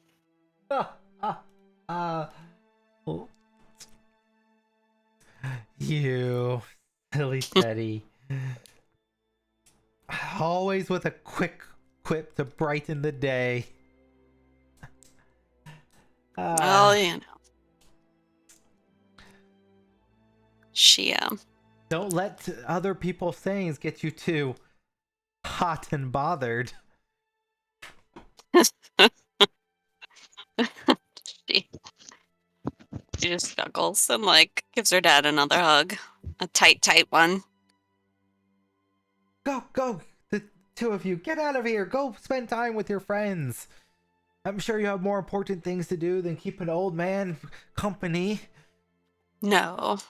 Never. Never anything more important. Surely Ano could learn a bit more about scouting. He didn't get Weepakoa's guidance like you did. Yeah, I was actually gonna ask him to help me with something this evening. If he wouldn't mind. Yeah, I'll be more than happy to help you with whatever you need there. She nods and smiles. Then I'll start showing him the ropes, and hopefully the Mammoth Lords will agree that, he can become a scout. Yeah, and he'll listen, he'll learn whatever he can from her about setting up camp and everything. As you kind of walk away, Farron and Talon, you guys are practicing weaponry and things like that. Is there anything you want to role play out for that? Well, I've suddenly realised that I don't have my weapon because it's being touched up by Murphy. So, figuring out that, like, Farron was sort of struggling with, like, hitting the Kelpie from range, I'm going to do some impromptu javelin training because I've got 4 javelins on me. And, rogues can use javelins, right? I think so. I'm pretty sure. Yeah. Yeah, I don't see why not. They're a simple weapon, right? Yeah, they're simple weapons. I'm pretty sure rogues are trained in simple weapons. Yeah. So if Farron's up for it, I can go through some impromptu javelin training and, just so I'm stuck, like, waiting on a riverbank doing nothing in the future. Yeah, they'd be down. Hey, another way to hit things. Yeah. Go ahead and I can pass over. Roll a couple d20s each to determine how that training's going. Just a few. Just to get a feel for it. No.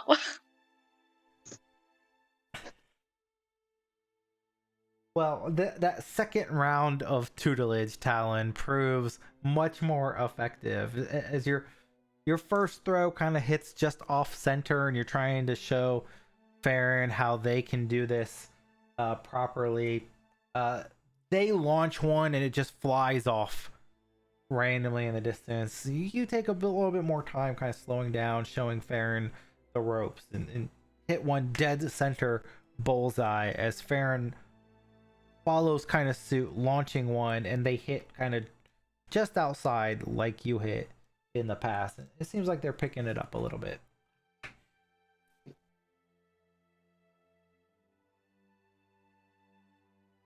Yeah, and I'll just say to Farron, just remember, even if the javelin is not your best tool, an inefficient tool is still better than no tool. And, the more tools you have, the harder it is to kill you. Hopefully this never comes to that, but... No, I don't think I've thought about it that way before. So I should just be hoarding as many weapons as I can find, is what you're saying? If you can carry them. Welcome to the Teddy School of Thought.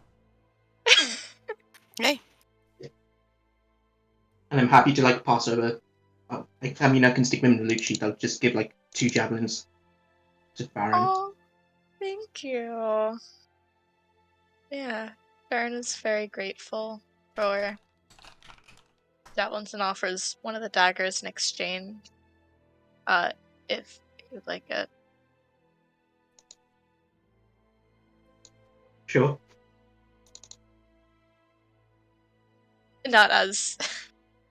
Not nearly as useful. Early. According to the philosophy I just came up with on the spot, an inefficient dagger is still better than no dagger. So I have 2 daggers, so I'll give 1.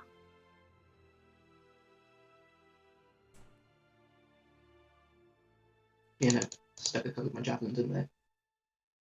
And, like, while I'm happy which training has gone well, I sort of sigh to myself thinking, again, I do something well and it's just related to weapons. I feel like fate is trying to tell me something. Was that a verbal out loud? Yeah. I mean, you're good at what you do, but there's more to you than just hitting things and killing things. I just keep trying and it never works out, whereas the killing always works. Even when I don't mean to. You know, it's something that you're good at. It doesn't mean that you're not good at other things. You're a very convincing person. People listen to you. Hmm. And people respect you as well, quite a bit. Maybe they could be scared of you. That could always be a factor, but you're still listened to. People still do respect you. It's good to know. Like, sometimes I do feel a bit odd in this following. Like, you've all known each other for so long and your ways are similar but just different. Like, I live in a harsh land as well, but it's just different, you know? I understand. But I'm here and you rescued me in my time of need, and therefore I will be here for the following while we deal with this time of need. And I sort of gestured to where the Burning Mammoths presumably are. Yeah, they'll just kind of nod a bit. I'm more than happy that you are part of the following. I enjoy your presence, especially whenever we've gotten the little chances to talk, like healing tent. I think you're a good guy. Oh, I'm definitely not. I'm unstable and tremendously violent, but, I put it to good use.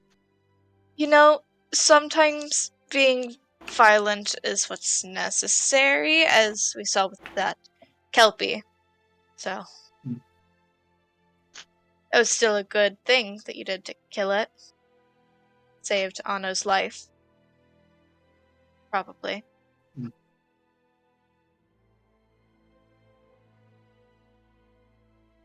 Anyway, shall we resume some training, or would you like to spend some time with your family and then muse on things alone for a bit?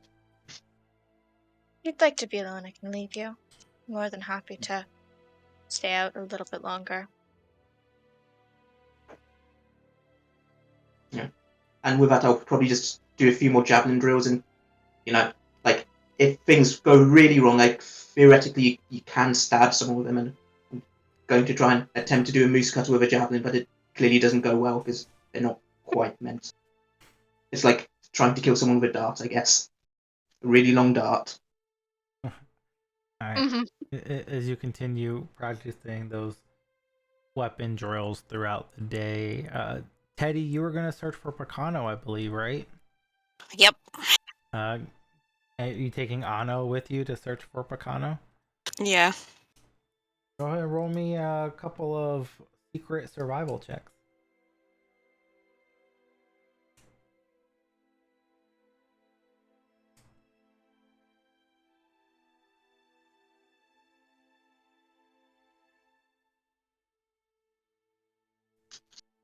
You can roll one as well, Anna. Okay. I know you're not trained in survival, but No, not at all. hey, I'm just gonna show this for you. I'll reveal to everyone. You did roll a crit. Yo! As Is that natural skill? Teddy tries to show you the ropes on how to like search for tracks and go out there, you're just like, yeah, of course. Like, I know. Very easy. You pick it up. Just like this, real quick. Just here, let me show you. But you don't find any signs that seem to point towards Pocano in this area. None at all here. And we So haven't what seen is- anything like on our way. You have not.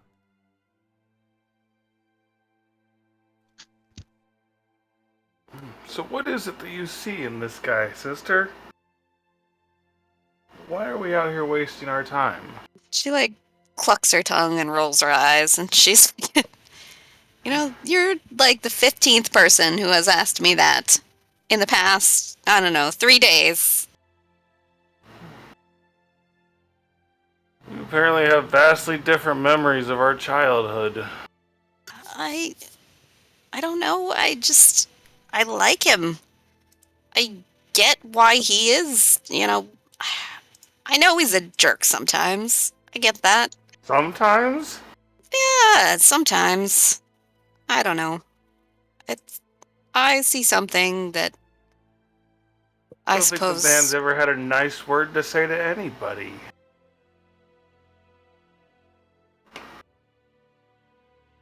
it's hard to explain it. I just I see the potential that he has and how he struggles with the burden of his birthright.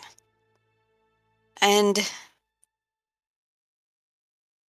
it's hard to fill those shoes. Grandfather Ewa was a monolith, a giant. And filling those kind of shoes is hard. Being worthy, even just to yourself, is hard. Haven't you ever, I don't know, wanted to be worthy of something so much that you sometimes acted in aversion to it? No, I can't say I have. I don't know. I guess Well, I just could feel for the struggle. And he hasn't said anything outright nice, maybe, but he's always treated me like a broken tusk. well, then I will do what I can to help you find him. I appreciate that. And she gives him like a warm smile. Yeah, he just gives her a nice smile back. He goes back to searching for any tracks he might find. And she's trying to think of anything she might have seen along the way. Is there anything she would recall that might have like tipped her off? Because she's imagining he would move faster than the entire, you know, trudging You haven't seen anything. nothing. Great. And as you soak in the fact that you've seen nothing of Pocano in all the days since, we will take our midstream break and return in 15 minutes.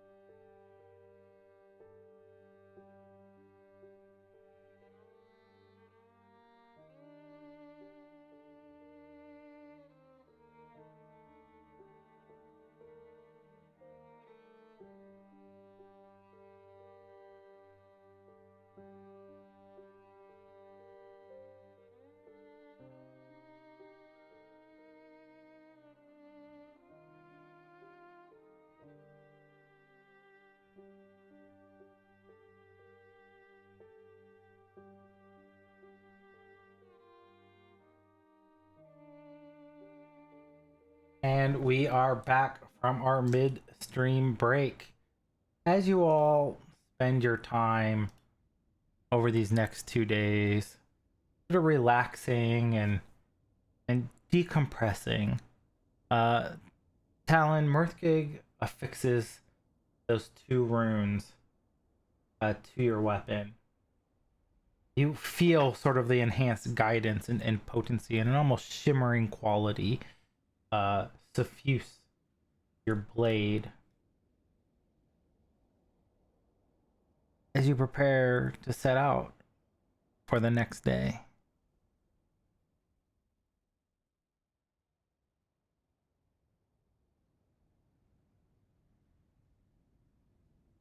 So we're heading. I think the plan was we head up through the plains towards the grandparents now. So that's our next stop. Correct, team? think so. It's not letting me do a full trace.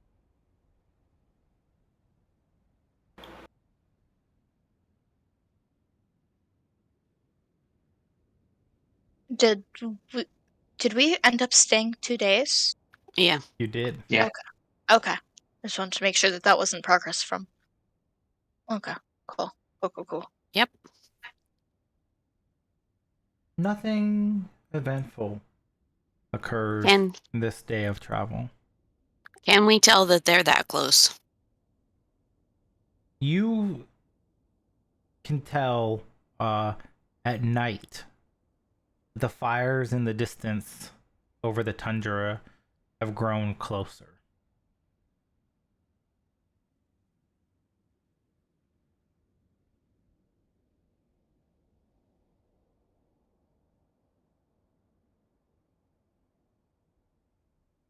And I guess as we go through the day, I'll just show Joanna, like, see, every day we isn't like full of like kelpies and violence and everything. Sometimes we just have a nice peaceful day with just a bit of impending doom in the background.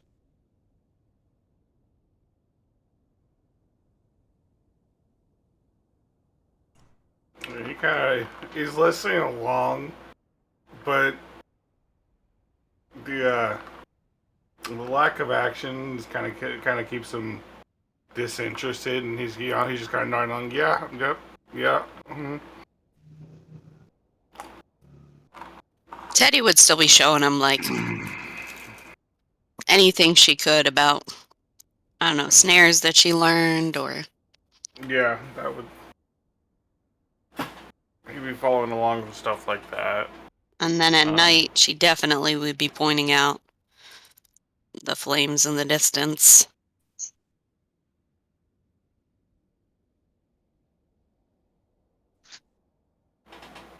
Where would you like to go next? Yep. All right.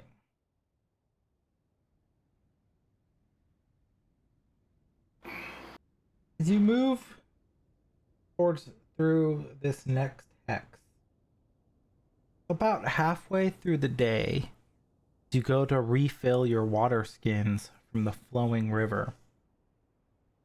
You notice it appears to be brackish and has a foul odor. As you smell, it almost stings your nose and the back of your throat. And fish, dead, bob along the surface, flowing downstream. You see this sort of brackish, sort of ooze-like substance sort of floating in the river, flowing back towards the lake, and where the following is coming behind you, several hours distance. Coming from there? It's coming from upstream, and the water's flowing towards the lake and where the following is. Ooh. You think this is another Calbo situation? Yeah. Another what? We Oh, it's just- encountered a creature that was. Yeah. Maybe not. Yeah, someone Maybe is not something sentient, but yeah, we should investigate what's going on. You know, I mean, I'm pretty sure last time the ash in the river was due to these burning mammoths, so Yeah. maybe there are some here, and we will have some nice words with them. And as I say nice words, Vicky, some comes out. When he says nice words, Teddy gets a grin. Oh, those kind of words. Story words. Cutting words. Short words. Did you just say sword words? Short. No, I said short, as in 4-letter.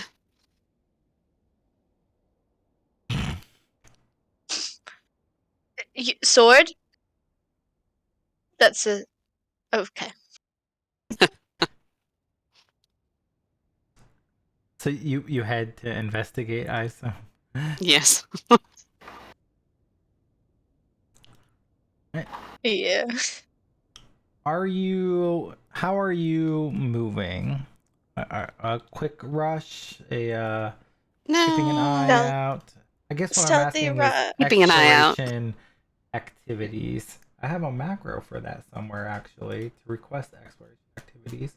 I always forget that it exists. So give me 1 second. And we'll give this a shot. I've never used it before. And that should give you like a pop-up asking what you're trying to do. It says GM has requested exploration activities. It didn't give you a pop-up for it. Nope. You should I have would a think- pop-up. Oh, give me a pop-up. I'm just gonna scout. Yeah, I'll keep an eye out as well. Double check something.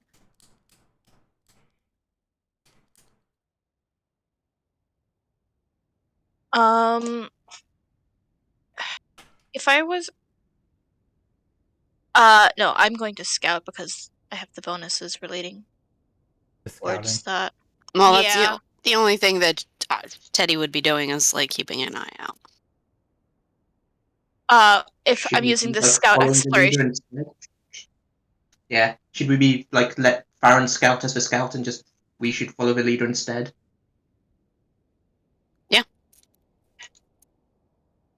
Scout dedication, when I'm using the scout exploration activity, you grant your allies a +2 circumstance bonus to their initiative rolls instead of a +1 circumstance bonus. Nice. So that might be handy in a little bit. I have to double check exploration activity rules because I haven't used them in such a long time. I'm bringing them up real quick. I apologize. So you are using scout, so you don't actually have to make any roll for that. You just move at half speed and then follow the leader. How does follow the leader work? That's what I'm really trying to figure out. Follow the expert. Okay. Choose an ally attempting a recurring skill check.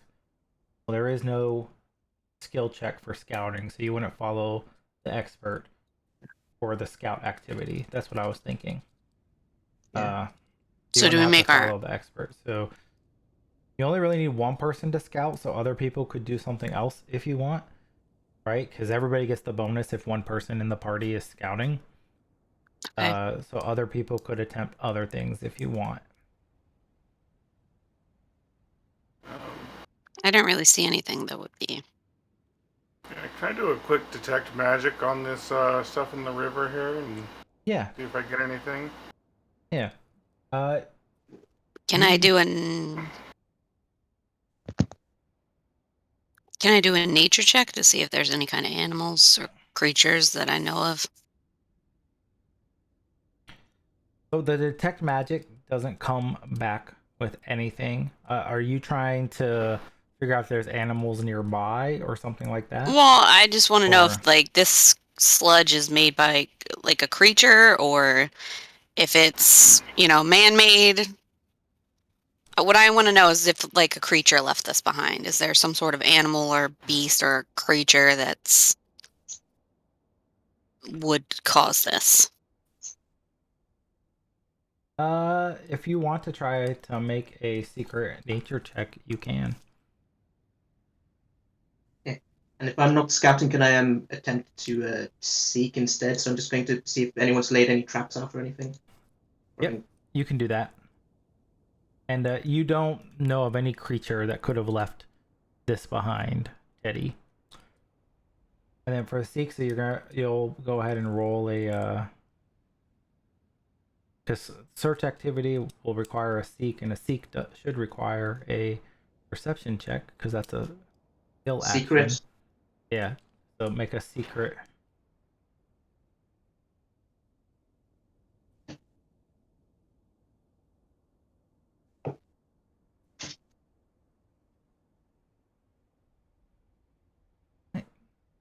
As you all move with a quickness, you begin to hear voices in the distance.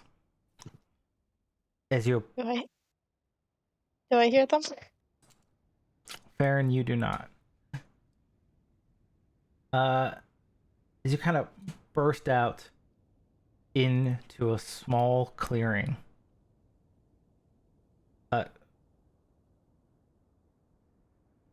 you see 4 burning mammoth hunters and what appears to be another, 3 hunters and what appears to be another one of those shield-based leaders. And they're huddled around a cage that seems to have some sort of writhing, twisting, ooze-like creature. And you see them cut a little bit off and drop it in the river. As you stumble forth, they immediately notice you and turn to attack. As everybody can go ahead and roll initiative. And remember, you will get a +2 circumstance bonus to your initiative check because of Farron scouting. I don't suppose you could add a +2 for me there. I've clicked. I can do that.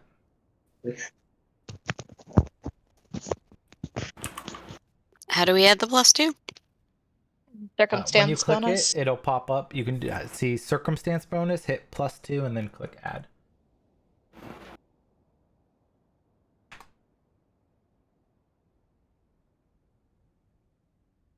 Wow.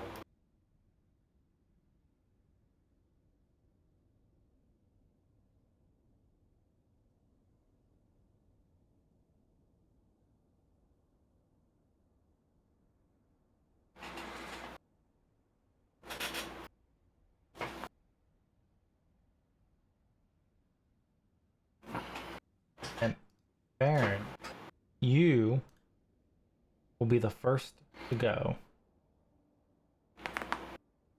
I'm trying to talk muted again, I think. Wonderful. I can hear you. Okay. No, I just unmuted myself. Okay. Are these little shrub tree situations, are those difficult terrain? Yeah, to move through these will count as difficult terrain. Okay. Let's see. They do see us.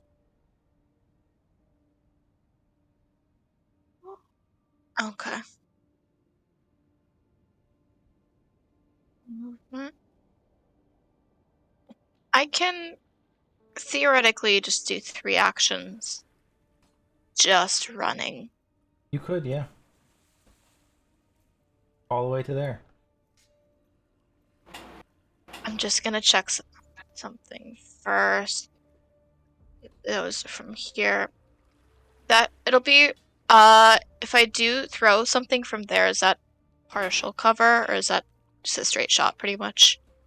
That can be a straight shot. Okay. Because I think I can get there with no. Nope, not quite. I miscalculated. I cannot do math.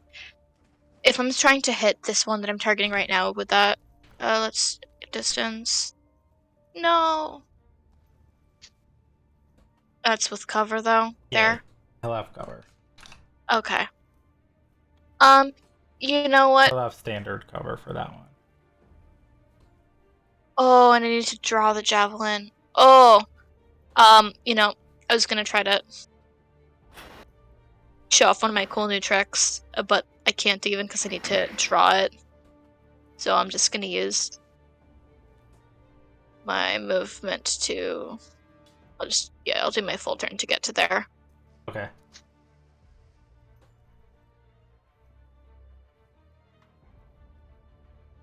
Let's Alan. take off sprinting. So I will take 2 actions to move to here, and then I'm just going to look at this Burning Mammoth and just shout at him and say, "Come on, you cowards, you can't beat me. None of you have beaten me so far, and I'm going to demoralize him." Alright, go ahead. Do your demoralize check. He fails. So he will be, I failed to demoralize him. he will be frightened. No, it's the other way around, because I do the roll, so I failed to demoralize him. Oh yeah, you're right. No, yeah, you failed. Yeah, I was looking at it as a save. Yeah, sorry. And thanks for keeping me honest. You failed against his DC. He's fine. Yeah. He laughs.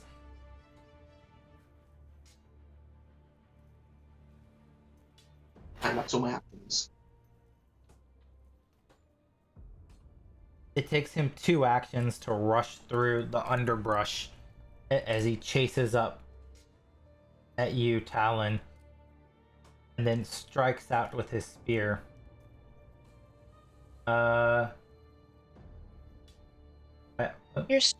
You're still rolling privately. Yeah, sorry. Oh. Push it back. It is a critical.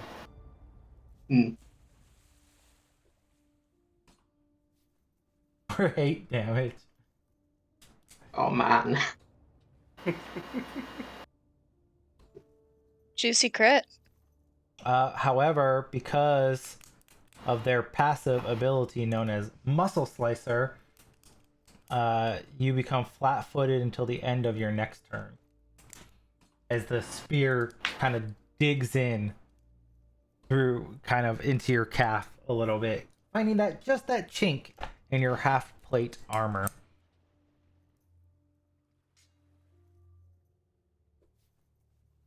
This one rushes up towards Farron.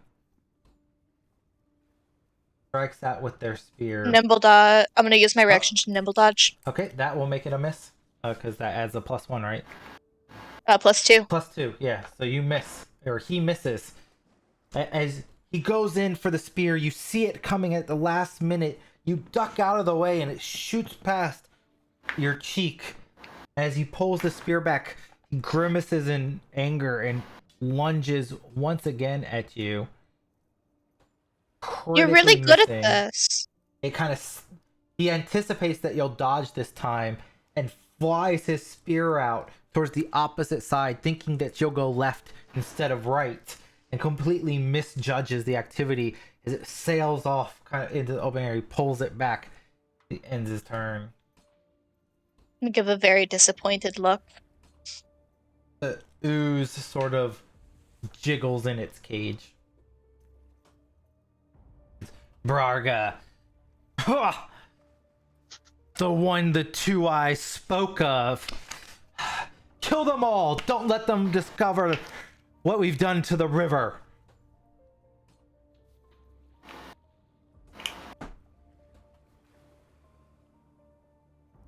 It takes 2 actions for him to get there. And then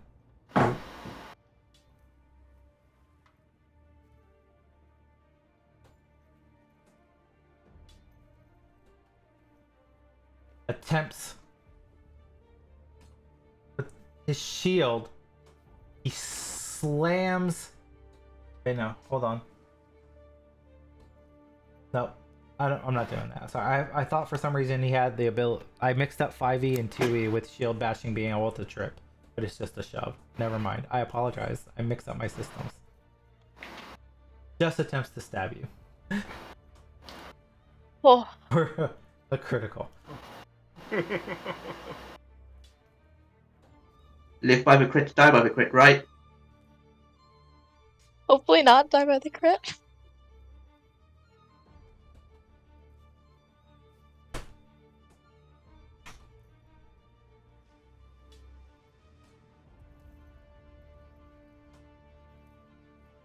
This one rushes behind Baron, taking 2 actions. Lashes out with their spear. Is the nimble dodge only for that one? Well, it's a reaction. It only counts on the triggering attack. Okay, cool. Okay. Yeah. So that'd be 8 damage to Farron. That ends their turn. Ano. Alright. He's going to step forward. Oh, look at you, boss man. Think you got something to prove? My friend here, he's gonna cut through you. Like just another cord of wood. And he is going to begin spinning the tail. Alright. Are you putting... Who do you want? Putting it on Talon versus Barga.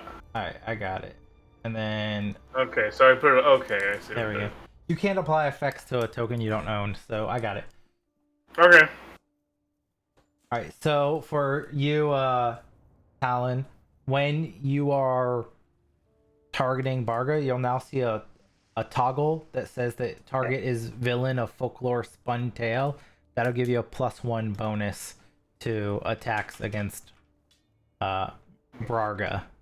If you also get any +1 to any save from attacks from Barga. Yep. Okay. And that's 1 action for that and 1 action to move, right? Yep. Spin tail's only 1 action, so you still So, have an yep, action spin left. tail's 1 action, so he's going to use last action. He is going to just raise his shield. Just to be safe. Alright, and for that one, you can just click the shield effect to apply it to yourself. There we go. Hetty. Cool. Okay, she's gonna command Arthur.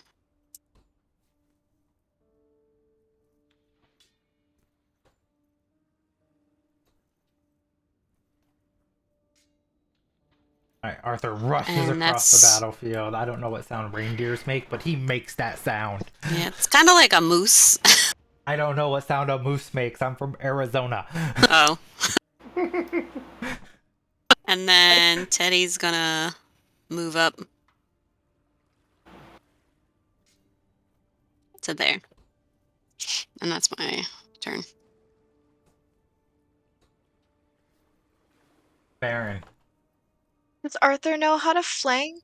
Yes. Arthur is flanking. Oh, what a good reindeer. I'm a big fan. See, not Better than a a spider. not a Gurundi war cat. Better than a Gurundi war cat. Yeah, I'm gonna try to hit. It should- recognizes that It it's should flat-footed, right? auto-calculate it from the Okay. system. If it doesn't, I'll adjust it, but it should. Yep, it auto-calculated. So that's a hit. Cool. 8 damage.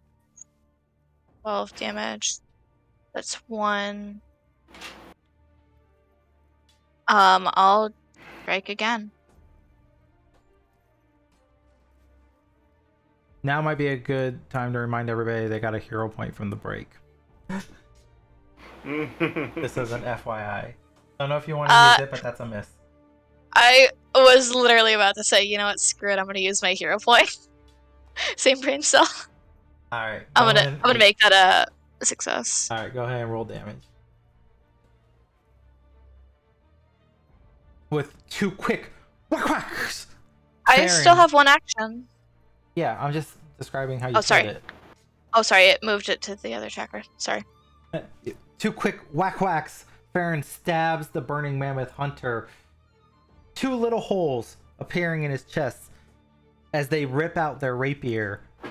Collapses to the ground dead. And you have one action Sorry. left. Arthur gives Sorry. Farron some sort of little, like, I got you, snort. Like a little. Sorry, it made the sound on my foundry that it does when it moves That's to a different because turn. when you kill somebody, it changes them in the initiative order because of Oh. Pathfinder 2e rules. So it moves Because they're the dying. Burning Mammoth Hunter up to the top. Gotcha. So it reset. Wonderful. One moment. My character sheet just closed.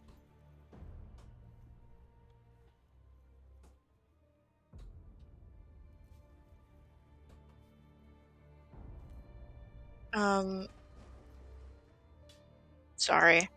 Why is my character sheet not opening? Having foundry issues.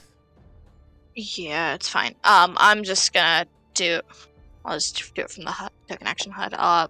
I'll just do a third attack, but on the other one, I'll take that All right. pretty chunky penalty. I'll That take it. hits. Should not have rolled. That it was 1 precision damage. They're not flat-footed. I don't think. Yeah, they're not flat-footed. I don't know why it gave it flat-footed. Oh, you have enable abilities that require flat-footed. Oh, target. that would do it. Sorry. So 2, 4, so 6 total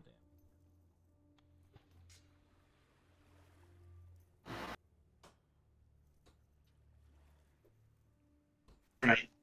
Like Right. immediately as tail is being spun about me, I sort of just look at them and say, "You struck well, but not well enough," and I just get angry, and I'm just gonna go for like one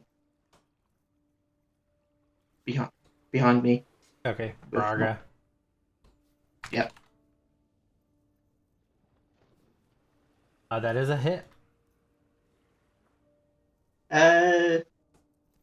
Yeah, well, I'll do the usual. I think make it a crit with my healing point.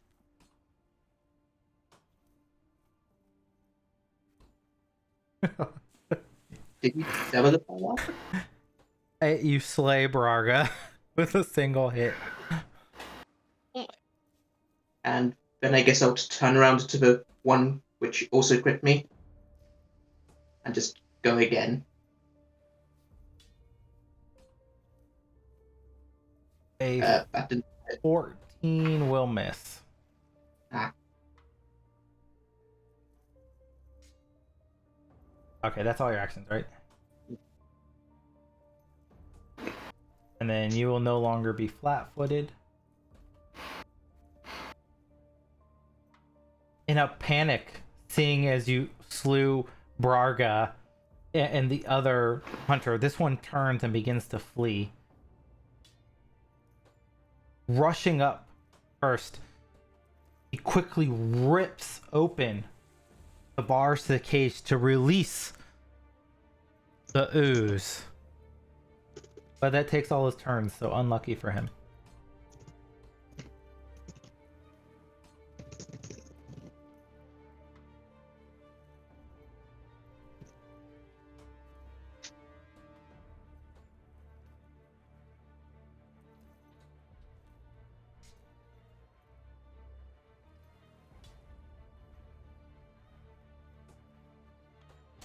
And this one attempts to run away in a panic.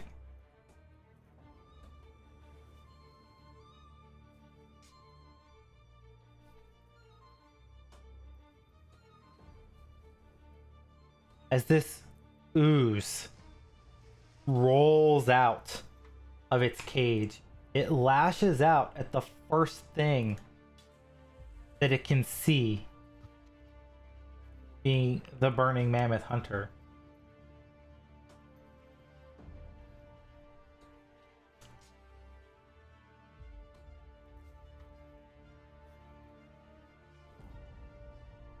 Oh, I clicked the wrong button there.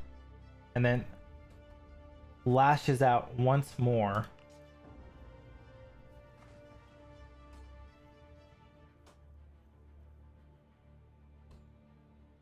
Oh no. It's your turn. Alright.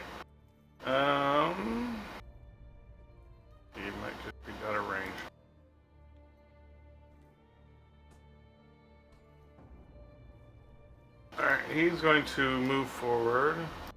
Select token. Move forward 20 feet here, and well, if there's anybody left to listen, he shouts out, "Hold on! Don't you go anywhere!" And he's going to try and cast Daze on him. This guy to the far side here. This one up here. Yep. All right. Yeah. He fails. Alright. Not a critical, though. Not a critical, just a regular failure. But he'll still take Alright. damage, so you can click that Take damage 4 button. damage.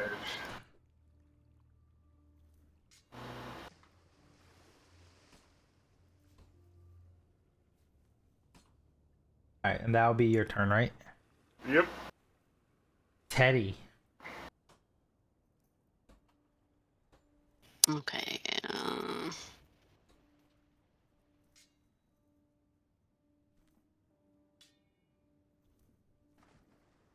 Let's see.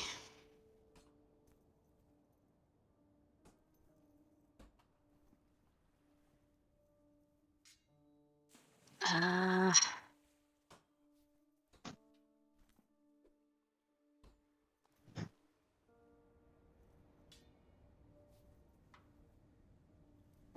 okay, she's gonna run forward.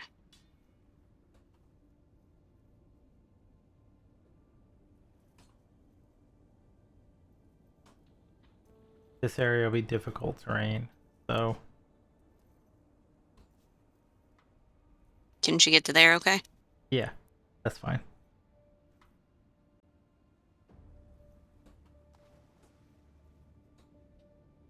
She's gonna draw her bow and take a shot at the one that her brother just tried to stun. He'll have a standard color cover, so he'll get a +2 to his AC for this. I wonder if there's an effect for in Foundry. Oh no. He'll still hit either way. Okay. And I'm gonna use my hero point. Alright. Make it a crit.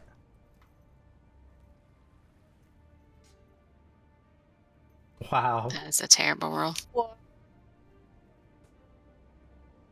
Did it you got That is a terrible roll. wow. That roll is a crit? Yeah. Rolled a 2 and a 1.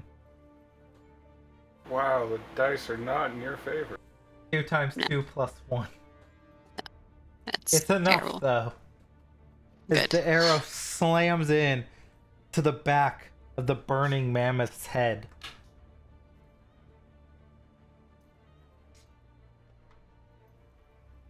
Baron, it's your turn. Yeah.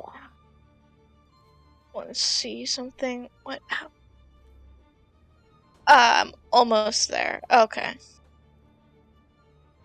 gonna move up a little bit. I'm gonna pull out my new javelin. And I'll go ahead and throw it. That one that I hit before they started fleeing. Alright, let's see what happens. That is a miss. Of course it As is. it thunks into the wagon behind. Alright, I don't think I learned much. Talon. So, one action gets. Oh, stupid mouse. One action gets me there, and then another action gets me up here. So I'm just going to take a whack at this guy near death. Okay. And as I'm doing it, I'm sort of just like giggling, slightly unstabling, and saying, "Hello, little mammoth. Would you like to really burn?" And I'm going to hit him with a big disarm. That is a hit.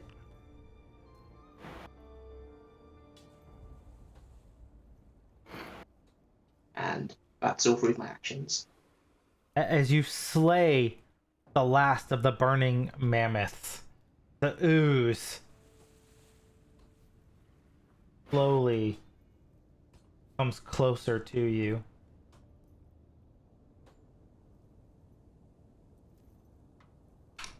and strikes out with one of its pseudopods, Oof. hitting for 9 damage. Then lashes out once more, missing. Ano, it's your turn. Through the glimpse of the woods here, you can see this strange, icy frost type ooze sludging towards Talon and tendrils lashing out and slamming into his body.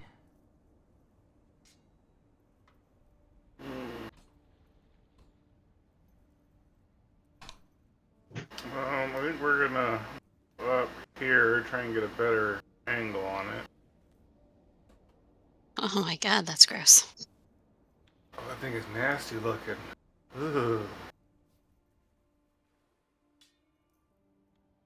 And I think we're just gonna go for the basic electric arc.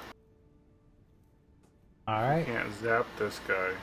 Go ahead, toss that into the chat and we will see how it goes.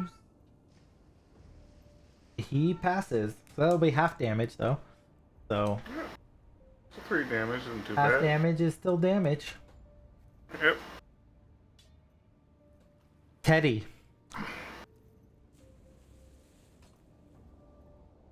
I think she's gonna command Arthur forward. Sorry, I'm cleaning up the initiative tracker. So you'll hear some sounds there. Okay, there we go. I still want to leave the tokens in case you want to loot them.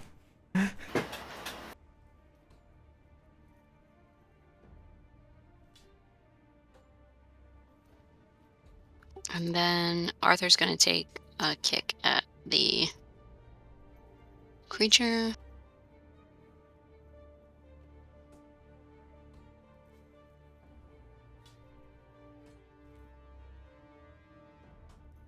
Arthur critically hits. Stomp, stomp, stomp, stomp, stomp.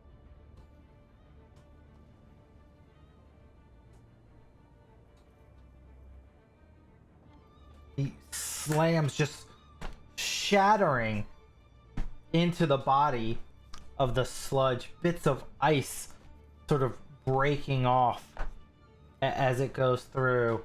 And then the GM realizes, oh, it's not as effective as you thought because he's actually immune to critical hits. That's What? So it was only 9 damage. some bullshit. Because he's a ooze. And he's immune to crits. Okay. So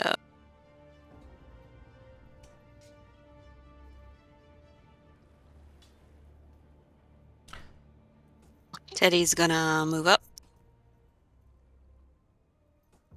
Alright, that'll probably take 2 actions for you to get there. Do the difficult terrain. Oh, because it's difficult terrain. Yep. And then Baron. Alright. I get 25. That will have. That puts me flanking them, correct? With Alan? It should. For some reason, it's not like in the square right. Yeah, it should. Just to make certain, Oh. I'll mark it flat-footed to make sure you get it. Okay. But yes, you'll be flanking with Talon. Those 1. I'm gonna hit it. That is a hit. You pierce your rapier deep into the beast. But your typical precision strike of sneaky attack, you can't seem to find a piece of bodily anatomy upon the creature. And your precision just doesn't seem to have an effect against it. Yeah, figured.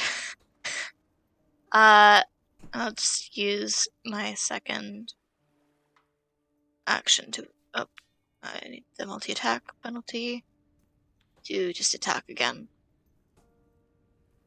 That hits.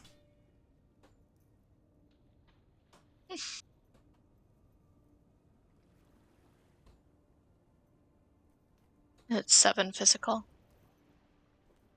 And once again, it's hard to find a precise piece of the sludge's anatomy in order to land a devastating blow against it. But you are able to still deal some damage as Talon. Yeah. I'm going to scream in the sludge's face and just command it to kneel, by which I mean I'm going to trip it. Yay. Okay. Why? It's already flat-footed to you. Just wanted it to waste an action getting up and then you could stab it, but I'm just going to go for the classic, just hit it really hard with a geese arm. Hold on. I think you're prone. You are prone because you critically failed. So you actually fall prone on the ground. As you go to kick it, you slip in the sludgy ooze residue and just fall backwards, kind of thumping into the ground, off balance. Alright, I will then stand up. You don't sense that oozes can laugh, but it definitely gurgles a bit, like it feels to you, Talon. You feel like it's laughing at you. If that fuels your rage at all. I cannot let that pass. I'm just going to smush this thing with a fiery geese arm.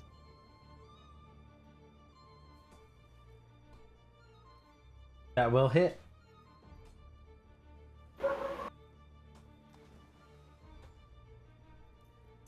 And just in a furious rage, you just watch as Talon, bouncing back up from the ground, slams his weapon into the ooze, ripping it to shreds until it can no longer take form in front of you all. I'm just going to scream at it, saying, "Finesse is for the weak. Burn and smash." Teddy's gonna try and see if one of these burning tusks are still alive. Farron, come help me real quick. They all look very dead. Revive one? Search through, you realize that in your gleeful joy at slaughtering as many burning tusks or burning mammoths as you can, and your desire to exact revenge on what they've done, and the rage of Talon, you've slaughtered all of them and left none of them alive for questioning, since none of you declared you were trying to make a non-lethal attack.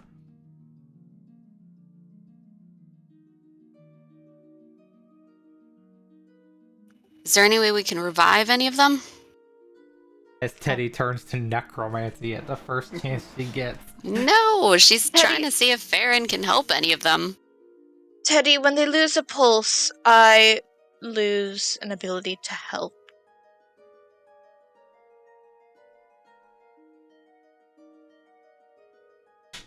They just started attacking. She's gonna start rifling through the bodies, starting with the Barga dude. I'll grab my javelin from the. You should be able to, I think, loot as well. double click on them and see their loot on their bodies. If I remember correctly, they should all be marked as lootable, so you can see what they have. It has a sling if you want any more ranged weapons, Farron. There's Also, a sling? The Hunter. 3 hunters all have slings and sling bullets. Also, my memory's a bit hazy. Where is all my blood gone? Why is it here? I'm just looking at the pool of blood by my feet. And your calf's injured. You have bruises on your behind. I want to treat wounds on Talon upon seeing how injured he is. She's gonna pick up the ever-burning torch. Oh my god. And toss it to her brother. Well, that. I think you're out of hero points. Unless someone in Twitch chat gives you a reroll, then that is a failure on the medicine check. I can't use my own channel points. You cannot. And I don't Neither think we can have I. enough viewers out there to help out, so.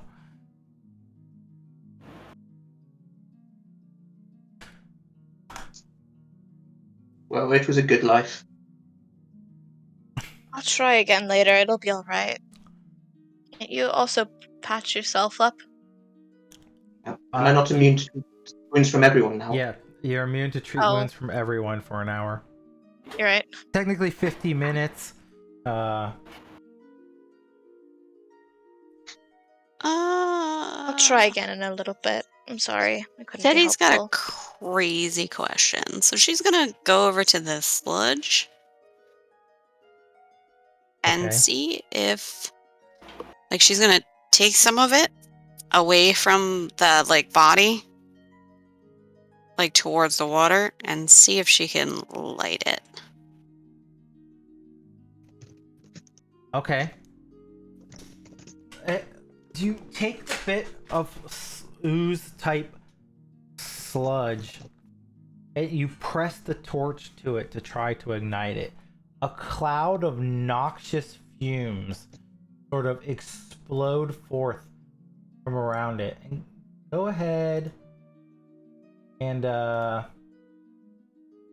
make me a fortitude saving throw from that post in chat there. Oh. Everyone?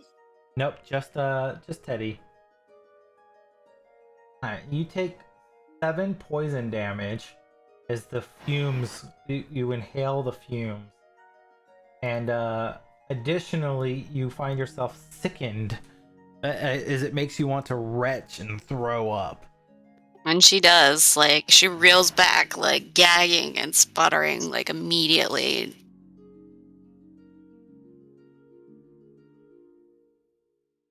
So she's gonna try and throw up. Yeah, go ahead and make another fortitude save. Anna will turn around from the wagon. That Are you will- okay over there, sister? You just retch out everything as you shake off the sickened condition. Is Teddy back behind that brush? Technically, Teddy said No, that she she's by moved the over water. to the water. So, like, over Yeah, because she here, didn't want it probably. to catch, like, she didn't want it to catch anywhere, so she would have did it away from everybody and, like... Hey, Teddy. Hey, Teddy. Farron. That's how I feel about Picano.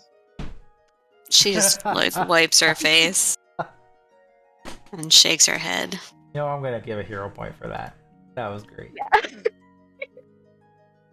I'll take it.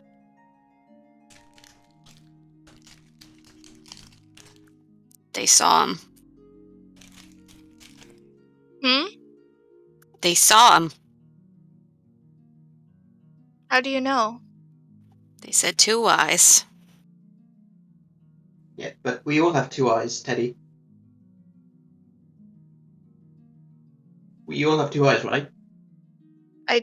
Yes. Unless you're Are you hiding sure? a third somewhere. 2 eyes, as in different. Or just 2 as in plural. If we all have 2 eyes and that's what they were referring to, then they're the 2 eyes.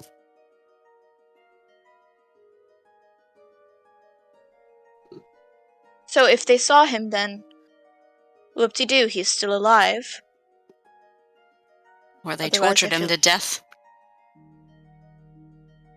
I feel like if there was any association of us to him, they would have said how they killed 2 eyes instead of just said 2 eyes. Unless there were other things that were said that I didn't catch. No, I think they said something about killing us. That would make sense.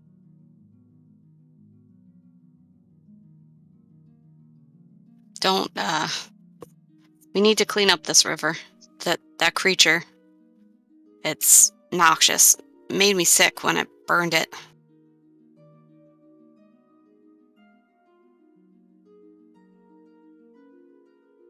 Any ideas how we can do that? Isn't I don't know. We could set it on fire, but it would carry on the wind. I don't know if it dissipates. Did it And go away? Did it go away, baby? When it... Yeah, it eventually thinned out. But how Maybe- much of it is in the river at this point? You can see the river's kind of been washing it away. Where you're standing is actually relatively clean now. It's all been washing downstream towards where the following is. And they're coming upstream to where we are? Yeah, the following's coming up towards where you are. It's almost as though they had gotten ahead of you somehow and they were trying to lay a poison your water source so that your mammoths would drink it and die. Well, I mean, it could be worse. We did think they'd try and pincer us, but, I was expecting something a lot more lethal with hundreds and hundreds of people. Can trying we to go stab us. back and make sure that we stay clear of that part of the river? Is this the best route for us to be traveling? If they were here and trying to... The thing is that if we go Whatever route is better to travel, that's the issue. We if still we go need another way, it's going to take us more time. You're right. And Just I don't mean, want- it could just be they have like little pockets here, and I mean, the little pockets are small fry compared to the hundreds of people out for our blood. Right. And if they keep doing this, sending people around us, getting ahead of us. Well, I guess for days of 2-day rests for Lake are over, all we can do is travel and hope, I guess. I mean, we can keep tying ourselves in knots, but the thing is, we still have to keep moving. And keep moving fast. Like, I can't think of any faster route than the one we're taking now. Right. It might Agree. be that we travel and it's down to us as the scouts to, like, deal with any, like, rubbish. We'll just come have to along. guide them around because we could always set it on fire. But the thing is that smoke's going to be disgusting. And wherever And it that'll blows, alert that we were here, And I mean, specifically. if the poison is downriver, we've already passed it now. Like, we've drunk what we've drunk. If we keep going upstream or away from the river, we should be okay. and we are, Mhm. we're going to go away from the river. Yeah. So let's just keep them away from that portion of the river so that the mammoths don't drink there. I guess we found a use for its tapirs. They can drink the water first, and if they die, the mammoths shouldn't drink. They're fulfilling their purpose, no? That's what why we got them.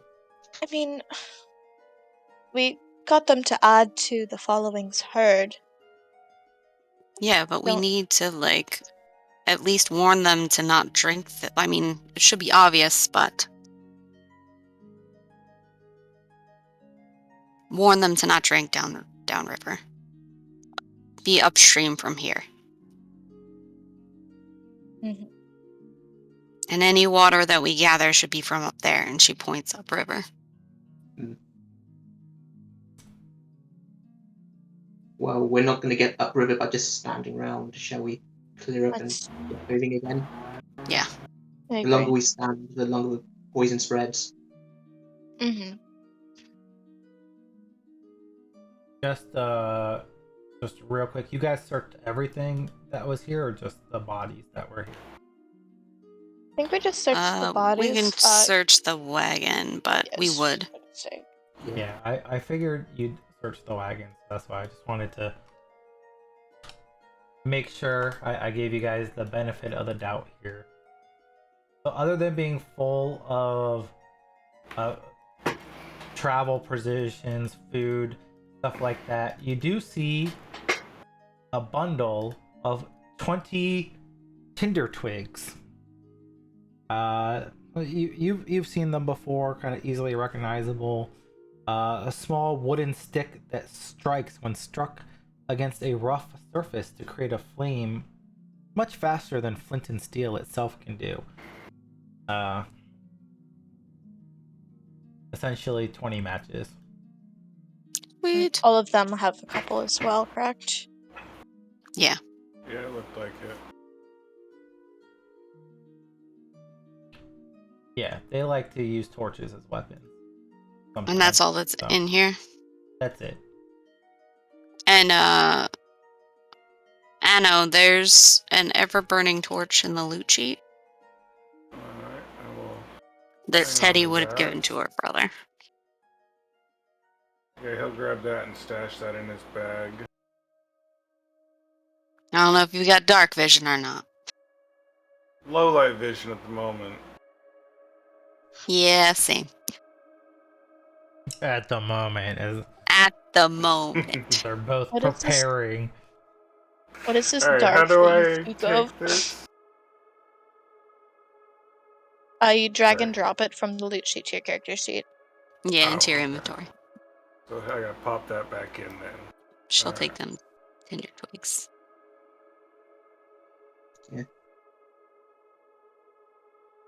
I mean, Baron can take it because I sometimes have dark vision. I'll take it. When you're mad, you have dark vision. Yeah. Angry I'm just- dark vision.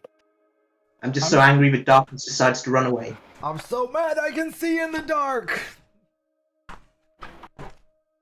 It's the most ridiculous ability in the game, I think. It's so great. Oh my god. So you guys head back towards the following, Yeah. warning them of the contaminated water. Yep. Hmm. Yeah. As you get back to the following, you notice Emek kind of leading a couple of the tapirs close to the river, preparing for them to take a drink. Oh! And Teddy would jump onto Arthur and the ride towards Emek and try and startle the tapirs away. Farron's gonna start Yeah. signing as soon as they see Mick. Just like, hey, bring the hey, bring the tapirs over. I want to see your friends. Emek isn't even paying attention to you, Farron, as she sees Teddy riding in on Arthur. She just turns, she's like, oh my god, Arthur! Oh my god, you beautiful reindeer! She would scoop The Emek tapirs up scatter away from the water's edge. and like ride her back towards Farron.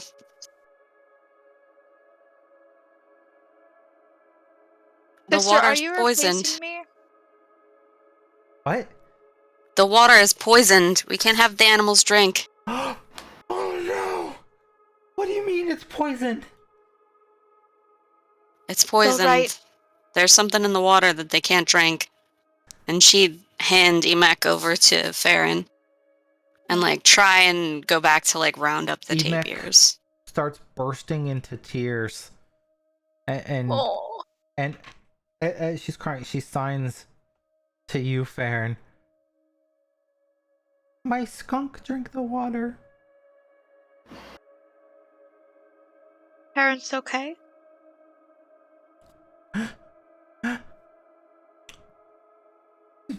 Back at What? Didn't you release that skunk? Yeah, wait. Mick, didn't Terrence go?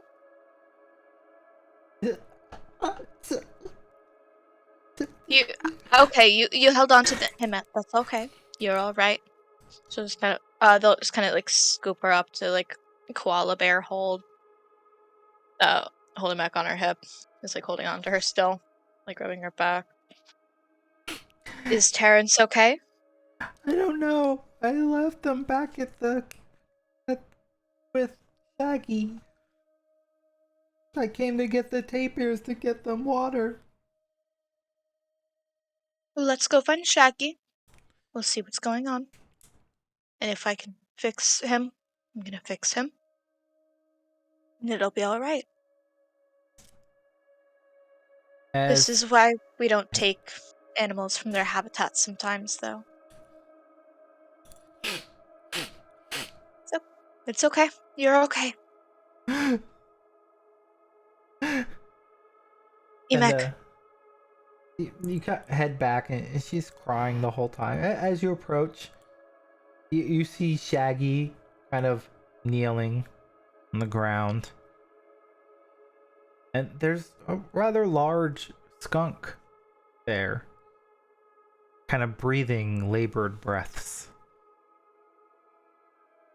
Yeah, I think that entire way I've just not let go of Meg, just carried her on my hip. I'll just set her down and kind of kneel next to Shaggy.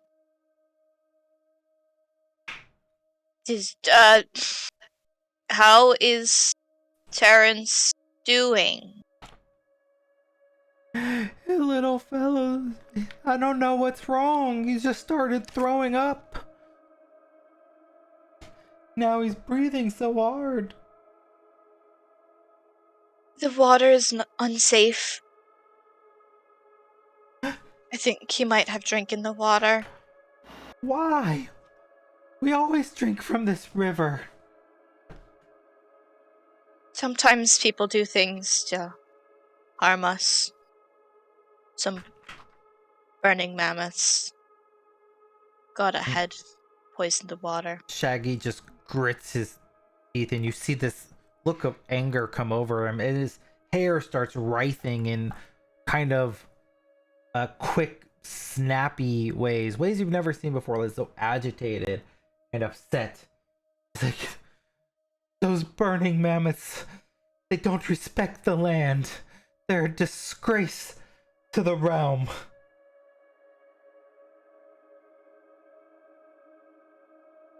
They don't respect it. But they don't respect us more, so they will do what they need to for the land to hurt us. It's not right.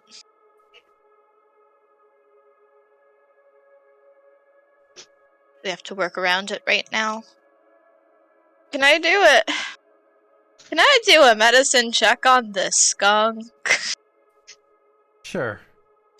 But you're not, your medicine skill is mostly in, treating more humanoid creatures. So we'll give you a -2 circumstance penalty since you're not super familiar with skunk anatomy. Things you do for your siblings. Oh my god. Oh, that'll work. Yeah. Like, it's sick. It's probably going to die, right? But you quickly kind of do a kind of put pressure on the skunk's stomach and like pump its stomach kind of aggressively and take a bit of like old like burned charcoal and make the skunk eat it to make it throw up the noxious water.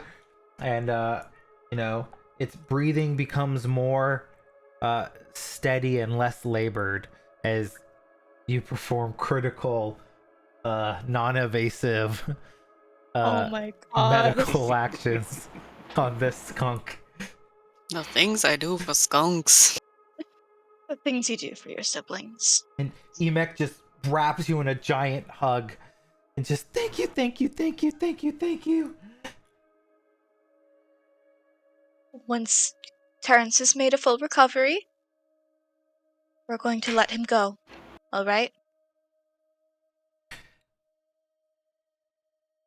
Okay.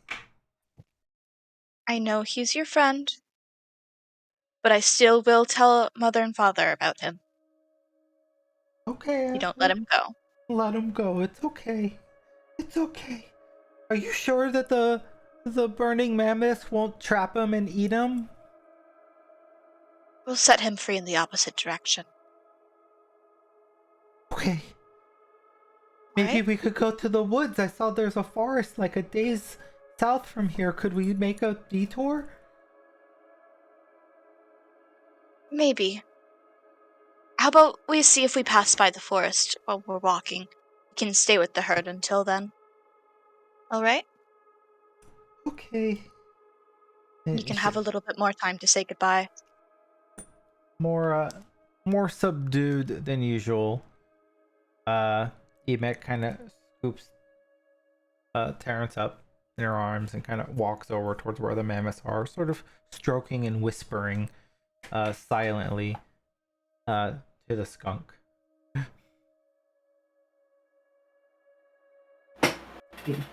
Maybe we should let the kid keep the skunk. Like, she's sort of right. I think the mammoths are just going to kill it either way, so. If anybody scares this skunk, it is going to stink up the entire camp. That is the one reason that I've been insistent. Because that stench will give us away. A stench could also be an effective weapon.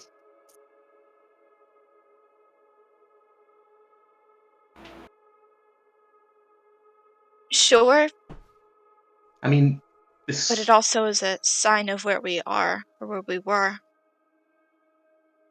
I mean, It's a skunk. we're well past that, Baron. Like, bloody mammoths have been walking through here. We haven't been covering up our tracks at all. We can't cover our tracks, not with this many mammoths. I suppose you're right. We I just don't know, need to move. Yeah. I won't push it, or let her think that I've forgotten about it. If there's a safe place, we can always let them go then, but... This stupid skunk. Oh, goodness. I can't believe that I was more effective at medically treating a skunk than I was treating you, Talon, and I am so sorry. It's fine. You like the skunk better. We all know this. I don't like skunks. If there's one thing we learned, it's that I Farron. feel offended now, Farron. What did you say? It's fine. It's not important. I was just slandering you previously. Oh, I just couldn't hear you. Okay. Cool. Uncool. Oh, and with that, you all finish scouting back the rest of the day and prepare to continue to move forth. Yeah, should we just follow the plains? Yep. Pretty much. I would stick close to the woods, too. The woods and the hills are difficult to terrain, right? So take Yes, this it twice. takes 2 Yeah. days to go through. Do not go through them, but stick close to them. Nothing eventful seems to happen through this day of travel.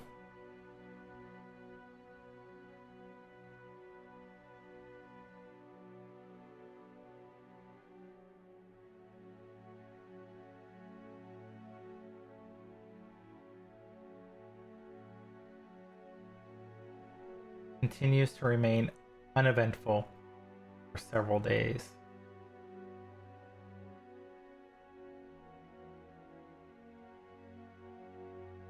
And as you enter this clearing, as you're walking past, a strange sight catches your eyes. A lifelike statue of a rearing mammoth stands in the middle of this grassy flatland. The statue balances on its hind legs precariously, lacking a base. The mammoth's face appears twisted in anger, trunk curled as though mid-trumpet. Beneath one of the stone mammoth's feet are the crushed remains of a feathered creature.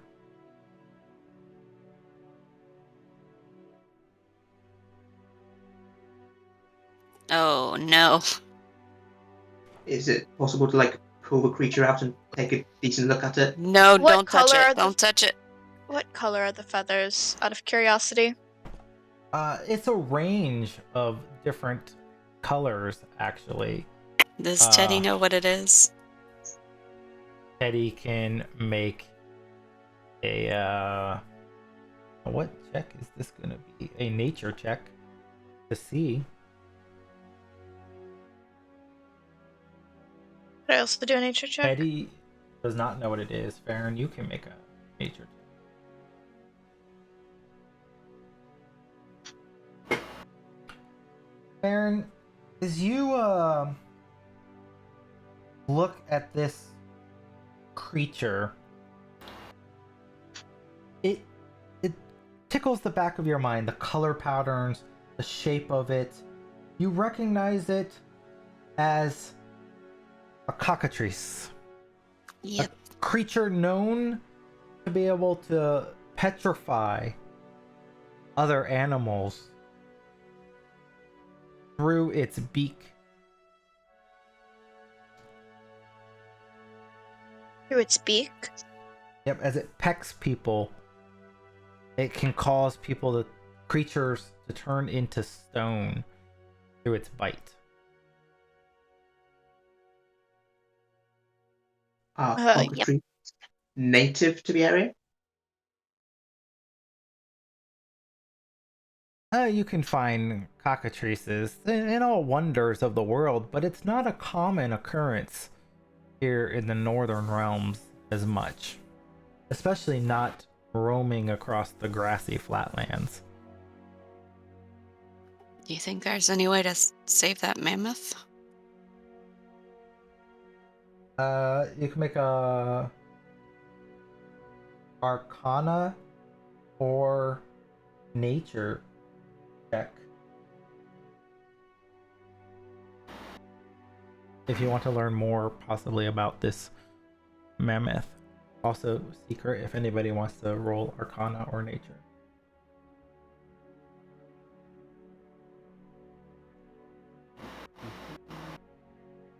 You want to give a chance as well, Anno?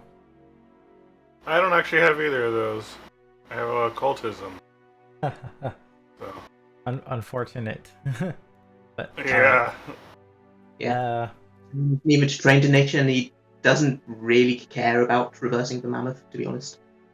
As you investigate this mammoth, you do recognize, obviously this was once a living mammoth, but the petrification, the calcification of the cockatrice is too far gone. There's no way to restore the mammoth to its once living creature.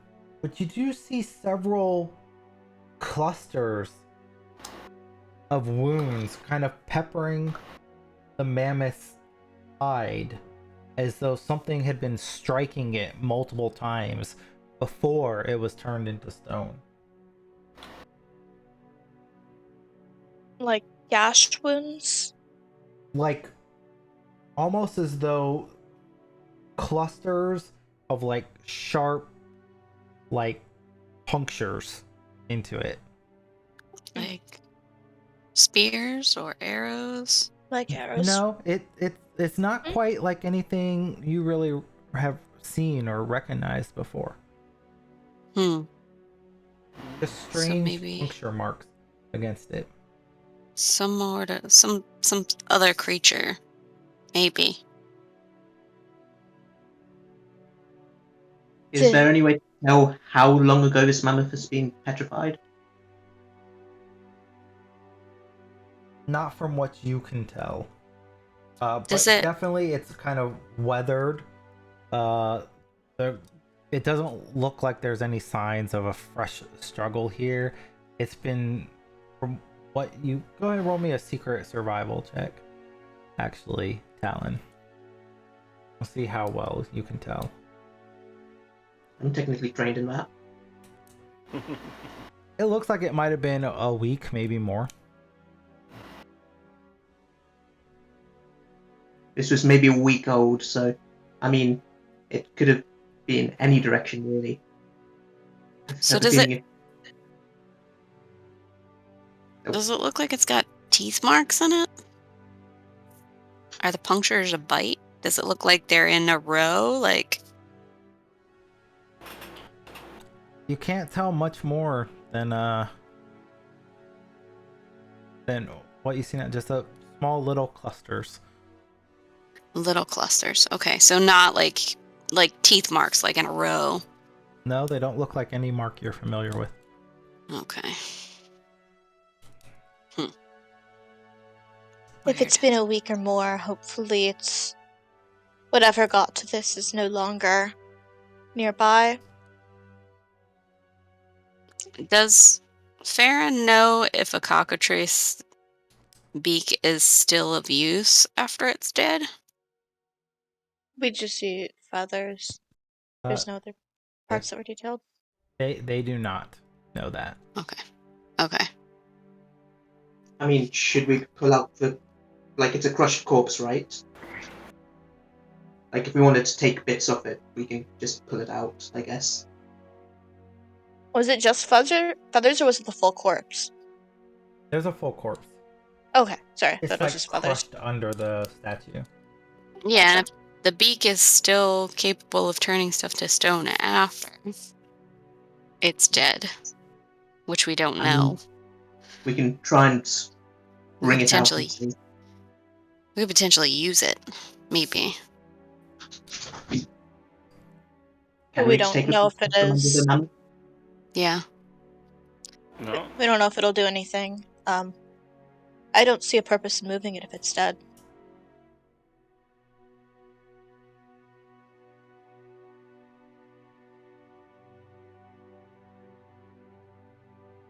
All right.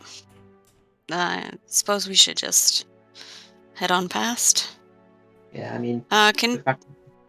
Oh, sorry, Teddy. Teddy just wants to look around and like make sure that there's like, is there any tracks that look like we're gonna have any problems in this area other than these two that are dead? No, nothing stands out.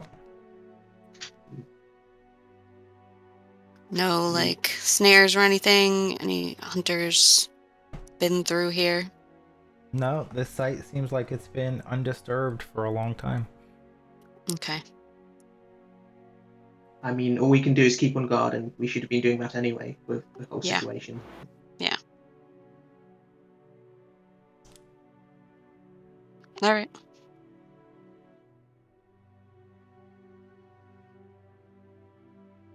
Shall we continue? Yep.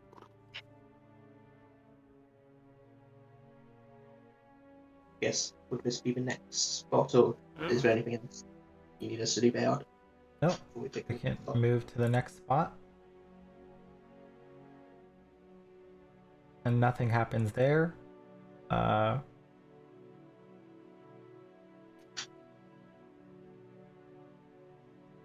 Relatively uneventful day here as well, as you are getting closer and closer to the grandparents' peaks.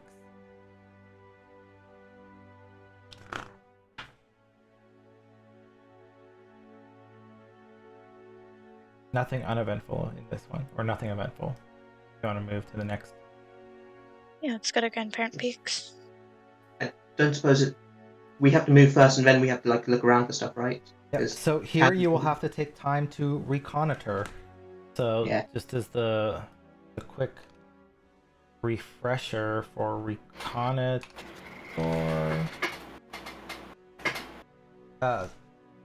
So as you come here, you recognize that the wide Windstrat Valley marks the beginning of the Tusk Mountains, and the point at which you typically would turn north for the season. The peaks here loom over the plains, giving the impression of enormous stooped figures. A valley sits between the grandparents, where the Burning Tusks or Broken Tusks would often engage in quiet rituals to honor departed ancestors.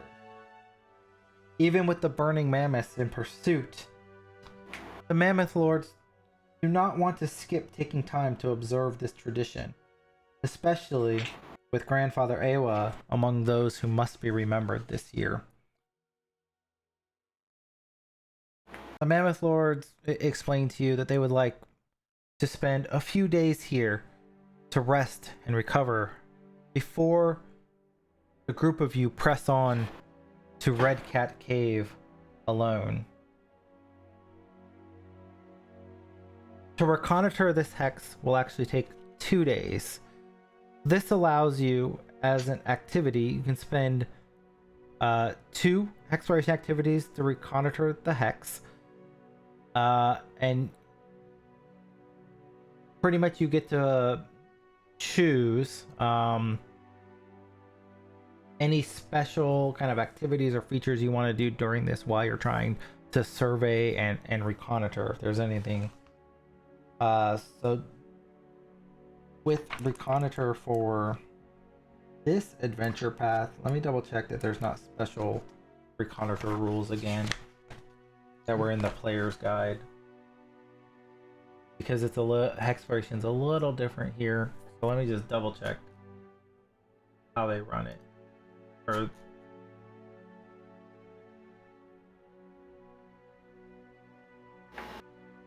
yeah, so pretty much the same. Yeah, you spend 2 days surveying the land for this one because it's hilly terrain. So it's a number of exploration activities equal to the type of terrain: 1 for open, 2 for difficult, 3 for greater difficult. These are hills, so it's 2 terrains, and allows you to kind of map the area. And then if you want, you can make checks if you want to like search or try to see if there's anything special in the hex when you're doing your reconnoiter. I would like to search around because, like, Talon is sort of a little bit paranoid. He thinks like a sort of peaks are a perfect point for an ambush, so he's sort of keeping an eye out. Like, is there any signs of like people traveling through here readying like an ambush? And we've. All right, make a secret perception check, and you can make me one for each day.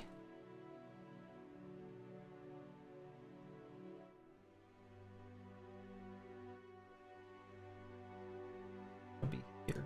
2 days to enter the hex, 2 days to reconnoiter the hex. So. Oh, so do another 2? No. I was updating the Burning Mammoths progress based upon difficult terrain travel and reconnoiter time. So, as you guys are searching through the hex, kind of scouting out the area,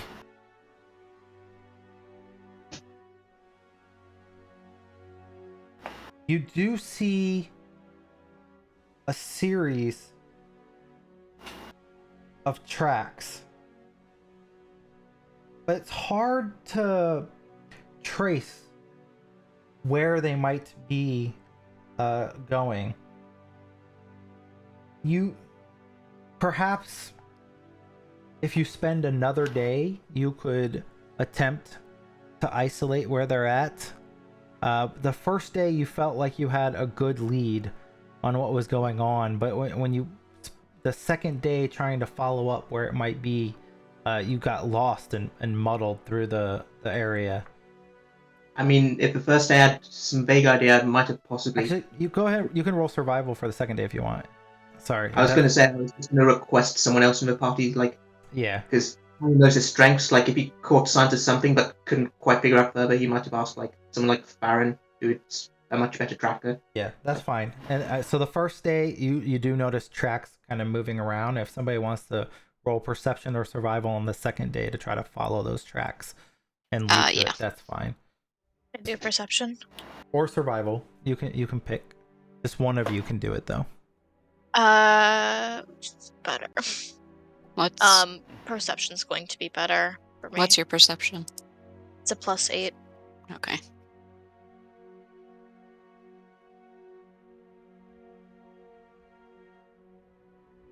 I'm gonna use my hero point on that just in case. Okay.